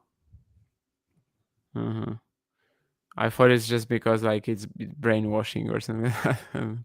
No, I don't actually. Sure. Think that's the reason. It's basically that the Chinese government could essentially use it to spy on Americans, you know. So it's more of like that national security threat, I guess. So that's why I don't have a TikTok account. Ah. Is that why, or is that okay? No, of course not. Yeah, I know. I did actually launch it once, I think, because I learned that a friend of mine was posting like his drawings there or something like that, and we just wanted to see, you know, what he's doing there. But yeah, after that, it was quickly deleted off my phone. But yeah, basically, I think the week that Trump goes into office, like you could just wake up one day and it would be gone, and which is literally coming up, like because he's like Jan 20th is the inauguration, so that's Monday.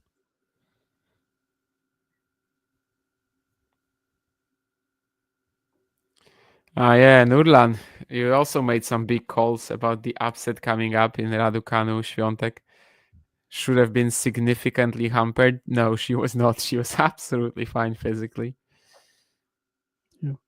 By the way, Dave, obviously you're not wrong about the Khachanov-Rublev comparison.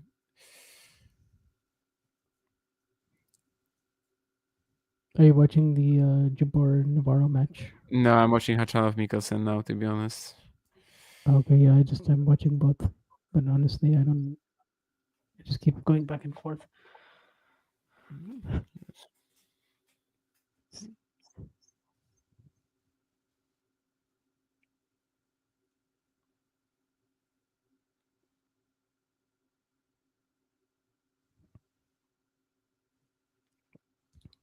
I think if I'm really trying to analyze these matches and then watch them in depth and detail, I can't do more than 2 at a time. It's really hard.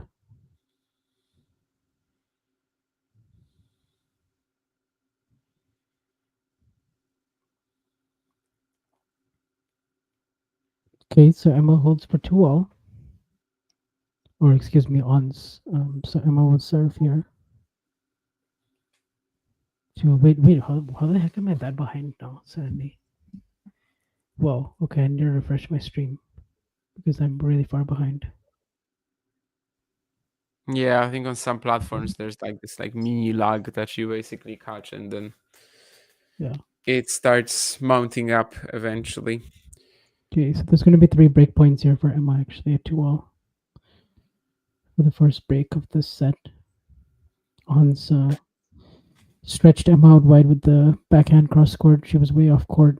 Goes for the drop shot, just misses it in the net. So 3 break points. This was a reaction to Alex Mikkelsen, by the way, if anyone was wondering. I mean, that short slice combo, the Khachanov forehand, obviously there's nothing that the Russian really can do to you from that position with his technique. And then slamming that forehand line, he goes 4-1 up in the third, and he's like truly outplaying Khachanov.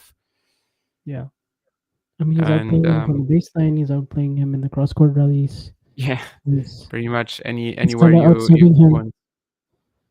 He is hitting his backhand flatter and more often down the line than he is. So he's looking like the more dynamic player. And if he can just take this to the end, definitely, I would say that that win would be more impressive than that Tsitsipas one. And you're also not wrong, Gavin, about Khachanov being a 7 out of 10 all-around guy. But I think that didn't used to be the case. Like when he won Paris, like he was definitely more of a dynamic player himself. But then, then the way that his game has been developed, it's just kind of more about efficiency now. And unfortunately for him, it does not quite have the same ceiling, but it does still bring him a lot of good runs. Putintseva Kasatkina has already begun, as Swarna said. Oh, by the way, I had this trivia question for you. I don't know if you saw it actually on Twitter, maybe, but that was interesting on Twitter because Alex Graskin made this post about Matteo Berrettini being a player who's like from 2019, he has a much better record in hardcore best of 5 than hardcore best of 3. And of course, Jeff Sackman, chimed in and said that basically Berrettini is like the second in this stat, so like the most extreme difference in favor of best of 5 play. That Berrettini is basically the second player in that like category. And do you know who's the first? So like the biggest differential between like clay grass success versus No. Best of 5 set hardcore play. Oh, best of 5 hardcore since versus 2019 against the best of 3 hardcore play since 2019, and it has to be the in favor of best of 5. Oh, in favor of best. Berrettini is number 2 on the list. Ah, okay, that's interesting. I'll have to think about this. Is it Hachanov? That's actually what everybody said right away, and I did too. But no, Hachanov is like middle of the pack apparently. Okay, yeah, actually, no, that's true. He's had some runs in Masters 1000s, now that I think about it. But literally the moment that Jeff posted this, there were like 3 or 4 comments with Hachanov, and mine was included. Yeah, I'll try to think. Let's see. It's not Rune, Gavin, no. Hardcore slams, huh? Best of 5 play, but yeah, that basically means hardcore slams, obviously, at this stage. Who's been really good in hardcore slams, but not... And is it like a top player? Like, is it... Yes, it's not someone random with like a small sample size, no. It's not an impossible answer. Like you can get this. It's logical. When I found out, I was like, yeah, okay, sure, yeah, that tracks. Okay. But it's funny that everybody is thinking Hachanov right away. And you said since 2019. Yes, since 2019. What is the best solution to not getting sweaty when you sleep at night? I guess probably making sure that it's not too hot in your room. Getting the best clothes, for that sort of temperature. Dave, we're thinking about players who, since 2019, have the most extreme difference in terms of their best of 5 win rate on hard courts and their best of 3 win rate on hard courts. So in favor of the best of 5 play. So players who are doing much better since 2019 at the hardcourt slams than at the other hardcourt events. And Berrettini was very high on that list. However, there's someone who's higher. And it seems funny that everybody says Hachanov because it's not Hachanov. Oh, you know what? Mm-hmm. Could it be Francis Tiafoe? Yes. Okay, yeah, actually that was very obvious because of the US Open runs. Yes. When I learned about it, I was like, oh yeah, that tracks like completely. Yeah, sure. Yeah, that makes Francis sense. does nothing the entire year. Francis is like yeah, pretty much does nothing actually the entire year. Yeah. Francis does nothing the entire year, and then you have the US Open basically. So yeah. I mean, his record in 1000s is like very poor. Like I think he's only made it's very poor. Like he doesn't make quarterfinals or anything. Like it's a pretty obvious answer if you think about it, indeed. But I brought it up because it's so funny that everybody just thinks it's going to be Hachanov. But indeed, yeah.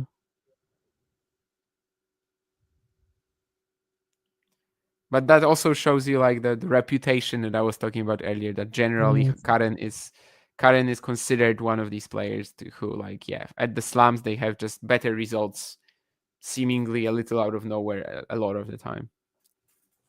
Yeah.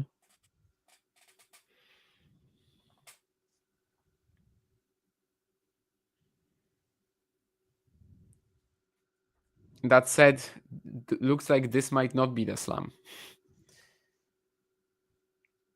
It won't be. Put in Saber, by the way, 3 love up on Kazakina.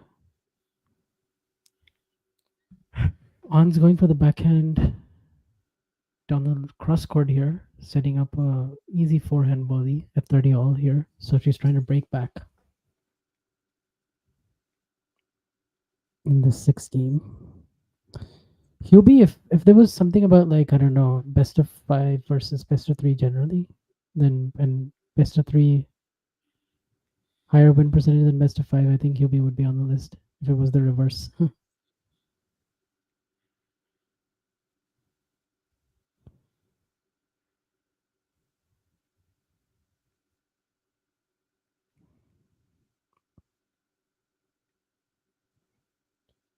By the way, yesterday, what did you think about that match we were so hyped up for? Djokovic against Mahac.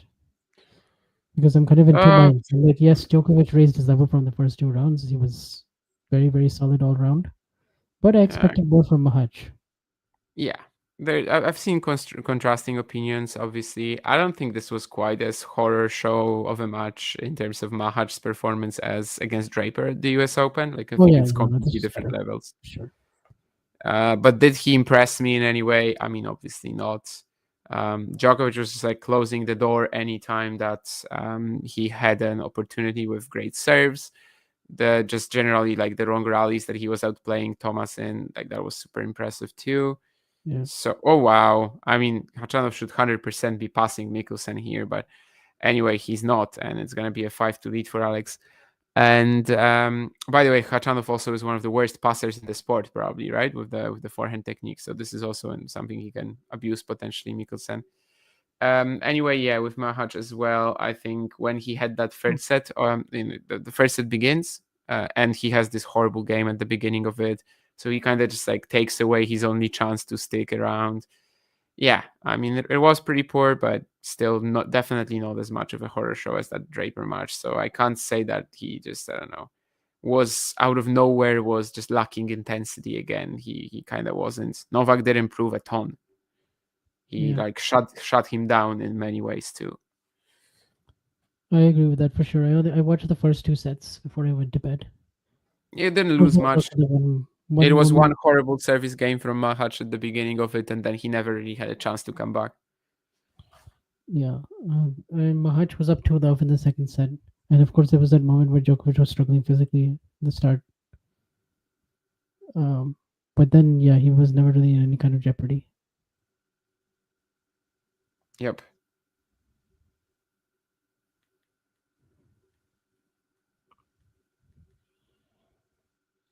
Yeah, I thought at times he was a bit too timid, Mahac, actually.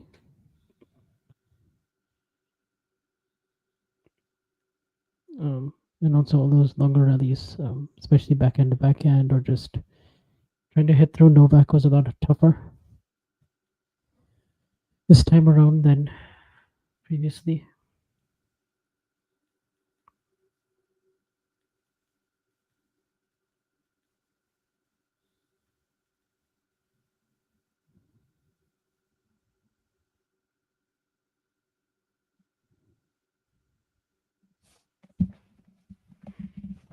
A good serve from Navarro here to save the break point. Bring it back to deuce.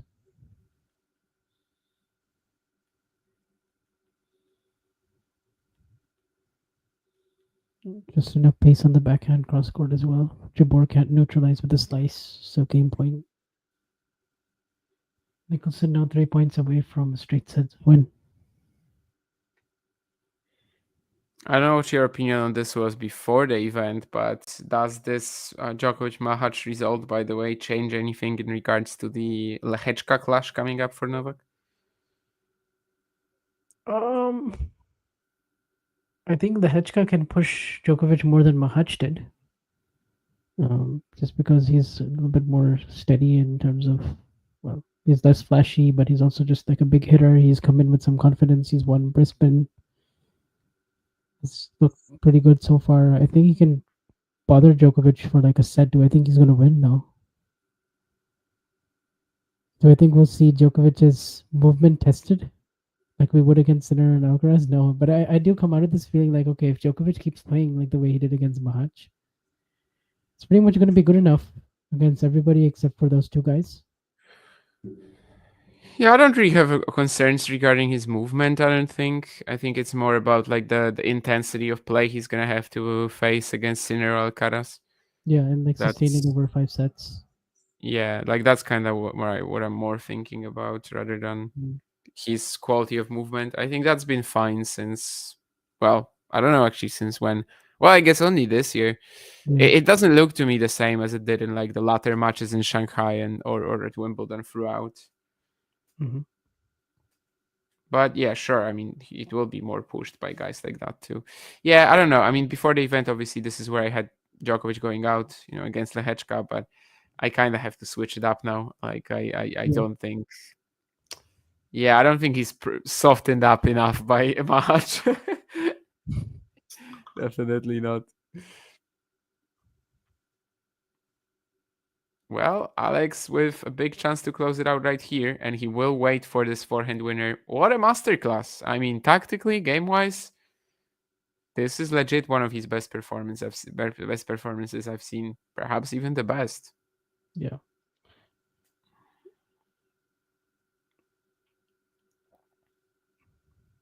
Yeah, quite sensational finish actually. Yeah, just spectacular. 6-3, 7-6, 6-2. From start to finish, he was the better player.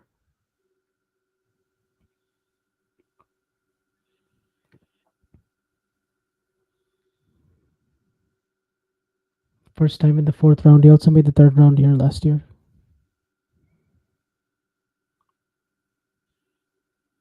Yeah, lost to Zverev then, but defeated Mr. Lechechka, just mentioned along the way.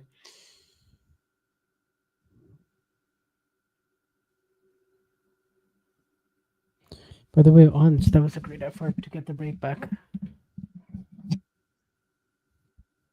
Pretty hard for it. So 3-all. Another Navarro match that's just delivering right now. Down to the wire.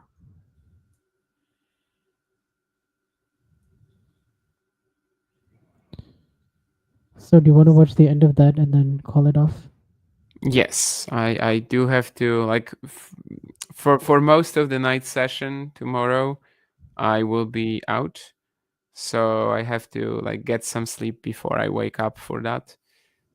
So yeah, I think this is like the absolute max I should go right now. I also wonder if there's like even anything that I want to watch at the moment, other than maybe the end of this. Yeah, I mean, a little bit, but there's good chances that like before when I wake up again, Sonego and Marozsan will still be playing, and I won't actually miss all that much, I suppose. But yeah, Jaber Navarro, definitely I want to close out the stream when they end.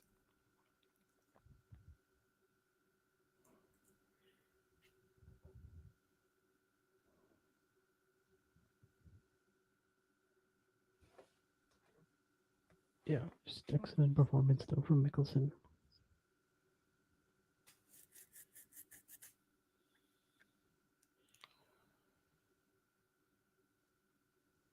I think Lehechka's results are better than his performances. I mean, we're not really looking at Lehechka's first 3 rounds, to be honest, because he was handed the best draw possible, especially after Dimitrov withdrew, but maybe even with Dimitrov in. So yeah, I don't think we're really looking at that at all.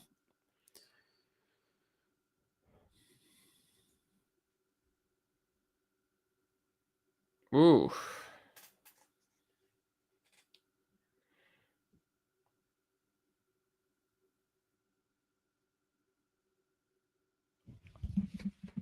On's going for a drop shot there at 30-15.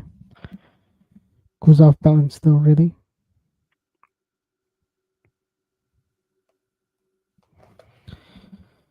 All, 3-all.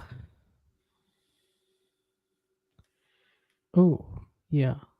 Footwork was non-existent on that point from Ons.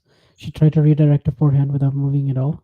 And yeah, she just guides that way wide and she flings her racket in disgust. So 30-40. That really Yeah, she's the harshest critic for herself there with the reaction, and now she's down again. Yeah. Or isn't Czechia doing better at Davis Cup? Although here, and she doesn't do enough with this approach at 30-40. It's very central. Navarro is there, no time. She finds the pass. So Navarro is up a break again. So that hard work to get back to 3-all and go up 30-love is kind of thrown away in, well, like a minute. So.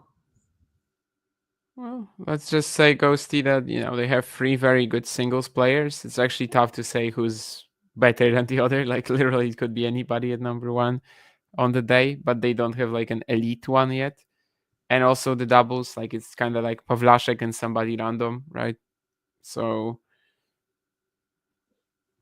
no, it's a strong team. It's a team that can definitely produce upsets, but it's not like it's not gonna be better than, let's say, Italy or Spain, right?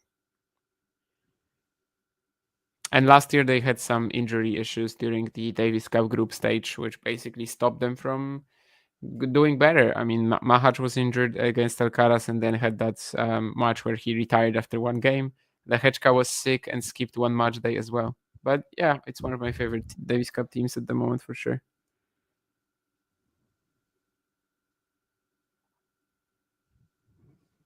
Nicholson, by the way, 39 winners, 27 on 4 stars. Just a very, very good performance. 73% of his first serve points. Broke 4 for 4 on break points as well. I think this is the best match he's ever played in his life so far. Considering I think so too. Slam round 3, quality of opponent, level of execution.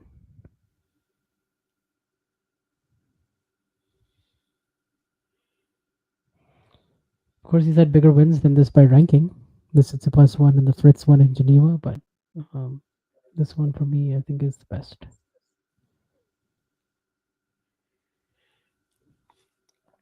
Outside of Alcaraz, who else? Yeah, but it kind of doesn't matter.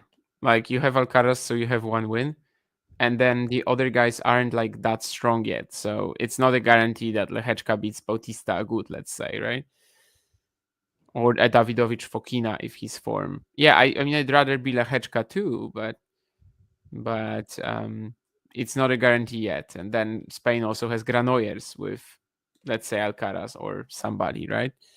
So yeah, I mean it's not a team that's as strong, but Czechs are definitely going to be like good upsets makers in the Davis Cup, especially if they once more if they just like develop some sort of like an elite tennis player out of these three great singlists, right?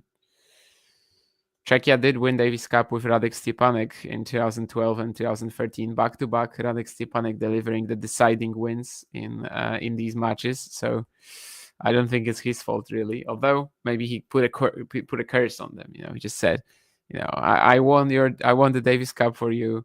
You're not gonna win it again for the next 150,000 years.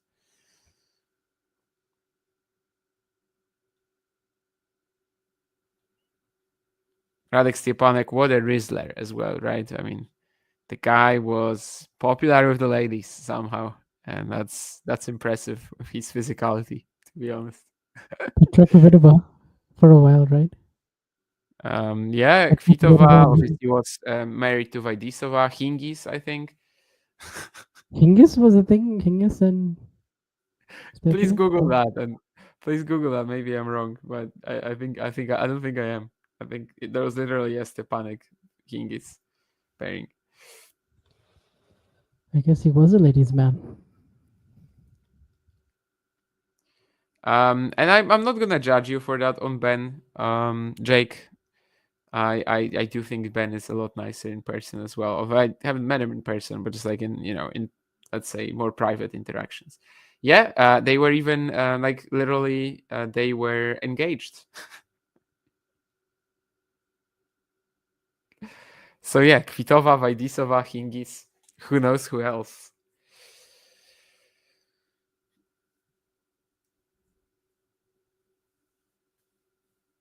All right, and On's about to serve to stay in the match, right? Oh, Vansh, we lost your mic.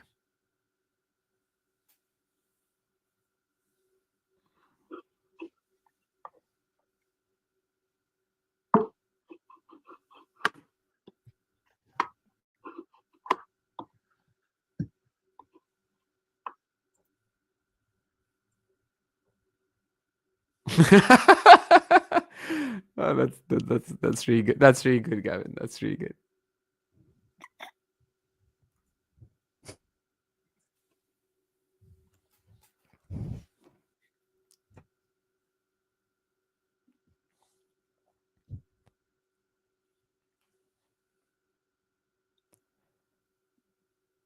I guess that forehand cross court is probably out from Emma. So, well, it seemed like a game where she wasn't maybe like too mentally engaged, to be honest. Like, it's probably not the best idea to do it on generally on the WTA tour, but of course, sometimes when you're like 5-3 and maybe you're already thinking about that chance to hold and serve it out. But either way, that's exactly what she will have to do after the changeover. This is her third consecutive 3-setter, but it's not quite like Jack Draper, where the 5-setters just completely ruin you. You can actually win a slam by winning all 3-setters. Although I'm not sure anyone has ever done that. Probably not. What are your expectations for Draper versus Alcaraz? It's not a match. Literally, it's not a match. Really? Yeah. I mean, first of all, Jack is gonna be dead, and I don't think this would have been close in the first place. So I mean, he has a day off. He's young. no, He's fit. no, no. Well, I mean, he is decently fit, but he's just played 3 consecutive 5-setters, all lasting like 4 hours plus. No, like literally no. It's not a match, and it's actually gonna be a pretty sad day on the men's side as a whole, because every single match has a very strong favorite in there. Zverev against Humbert. Paul against Fokina. Djokovic Lehečka might be the closest one, but like after watching Djokovic Mahac, let's just say I have some Czech PTSD. Yeah.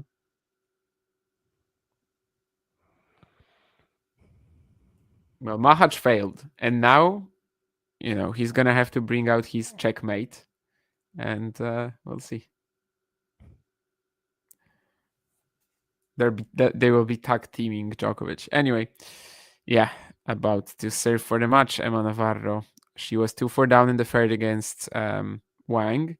She was 3-5 down in the third, I think, against Peyton Stearns. This time, she's the player who has the opportunity to strike first.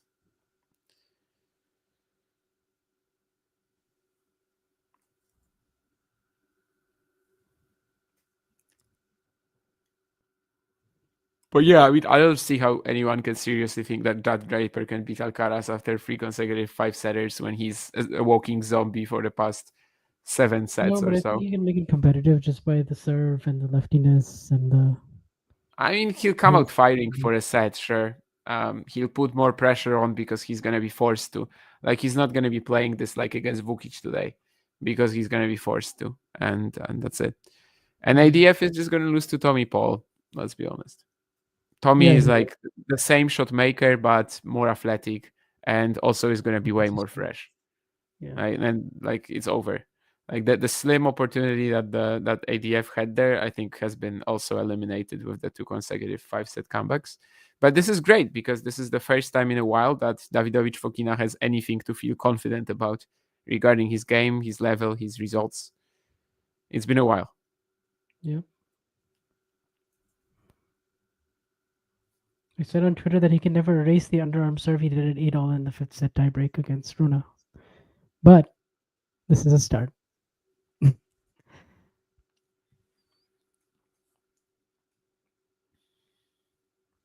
If he was filling out that questionnaire I mentioned earlier, he would definitely say that's his worst mistake in life. Oh yeah, 100%.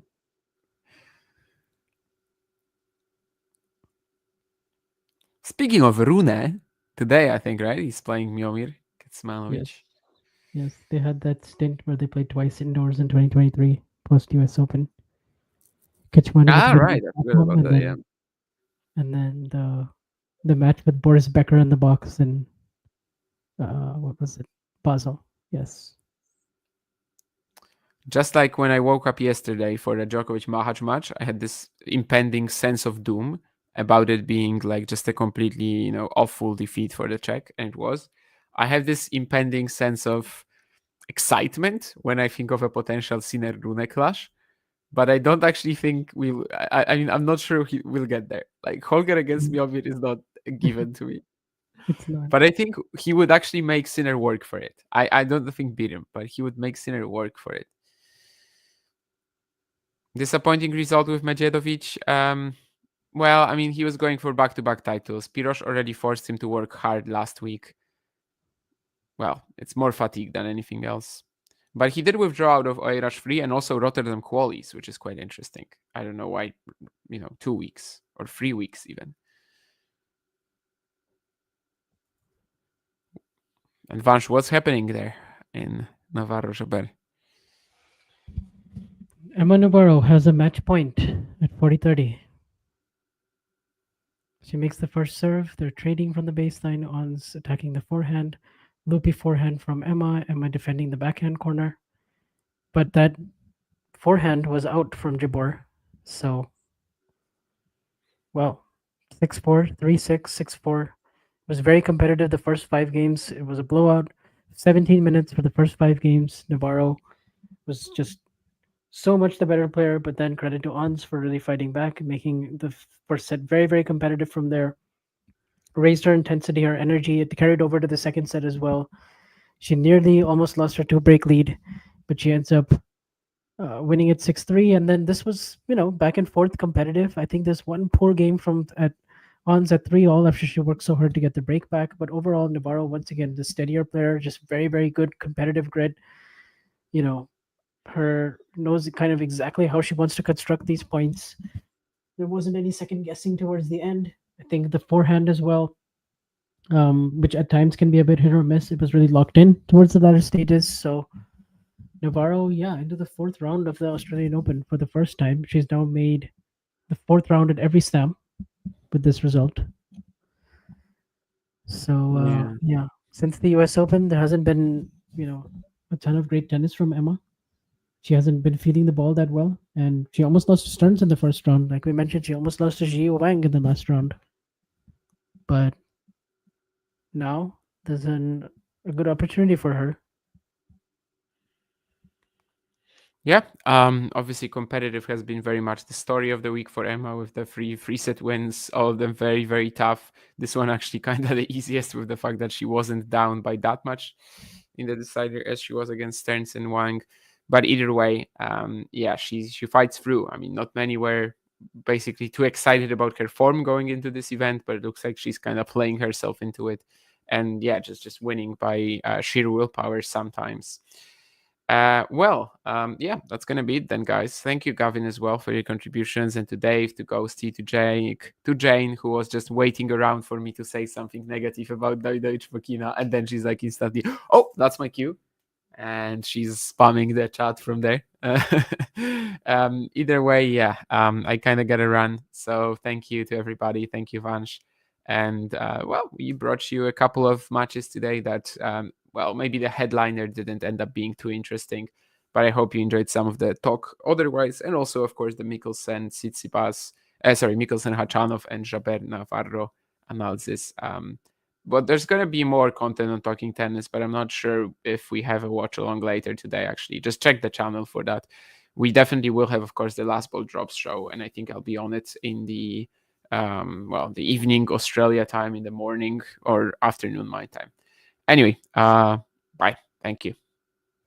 Yep. Thank you, everyone. If you enjoyed this video, make sure you hit that like button. Don't forget to subscribe and click that notification bell so you don't miss out on all things tennis.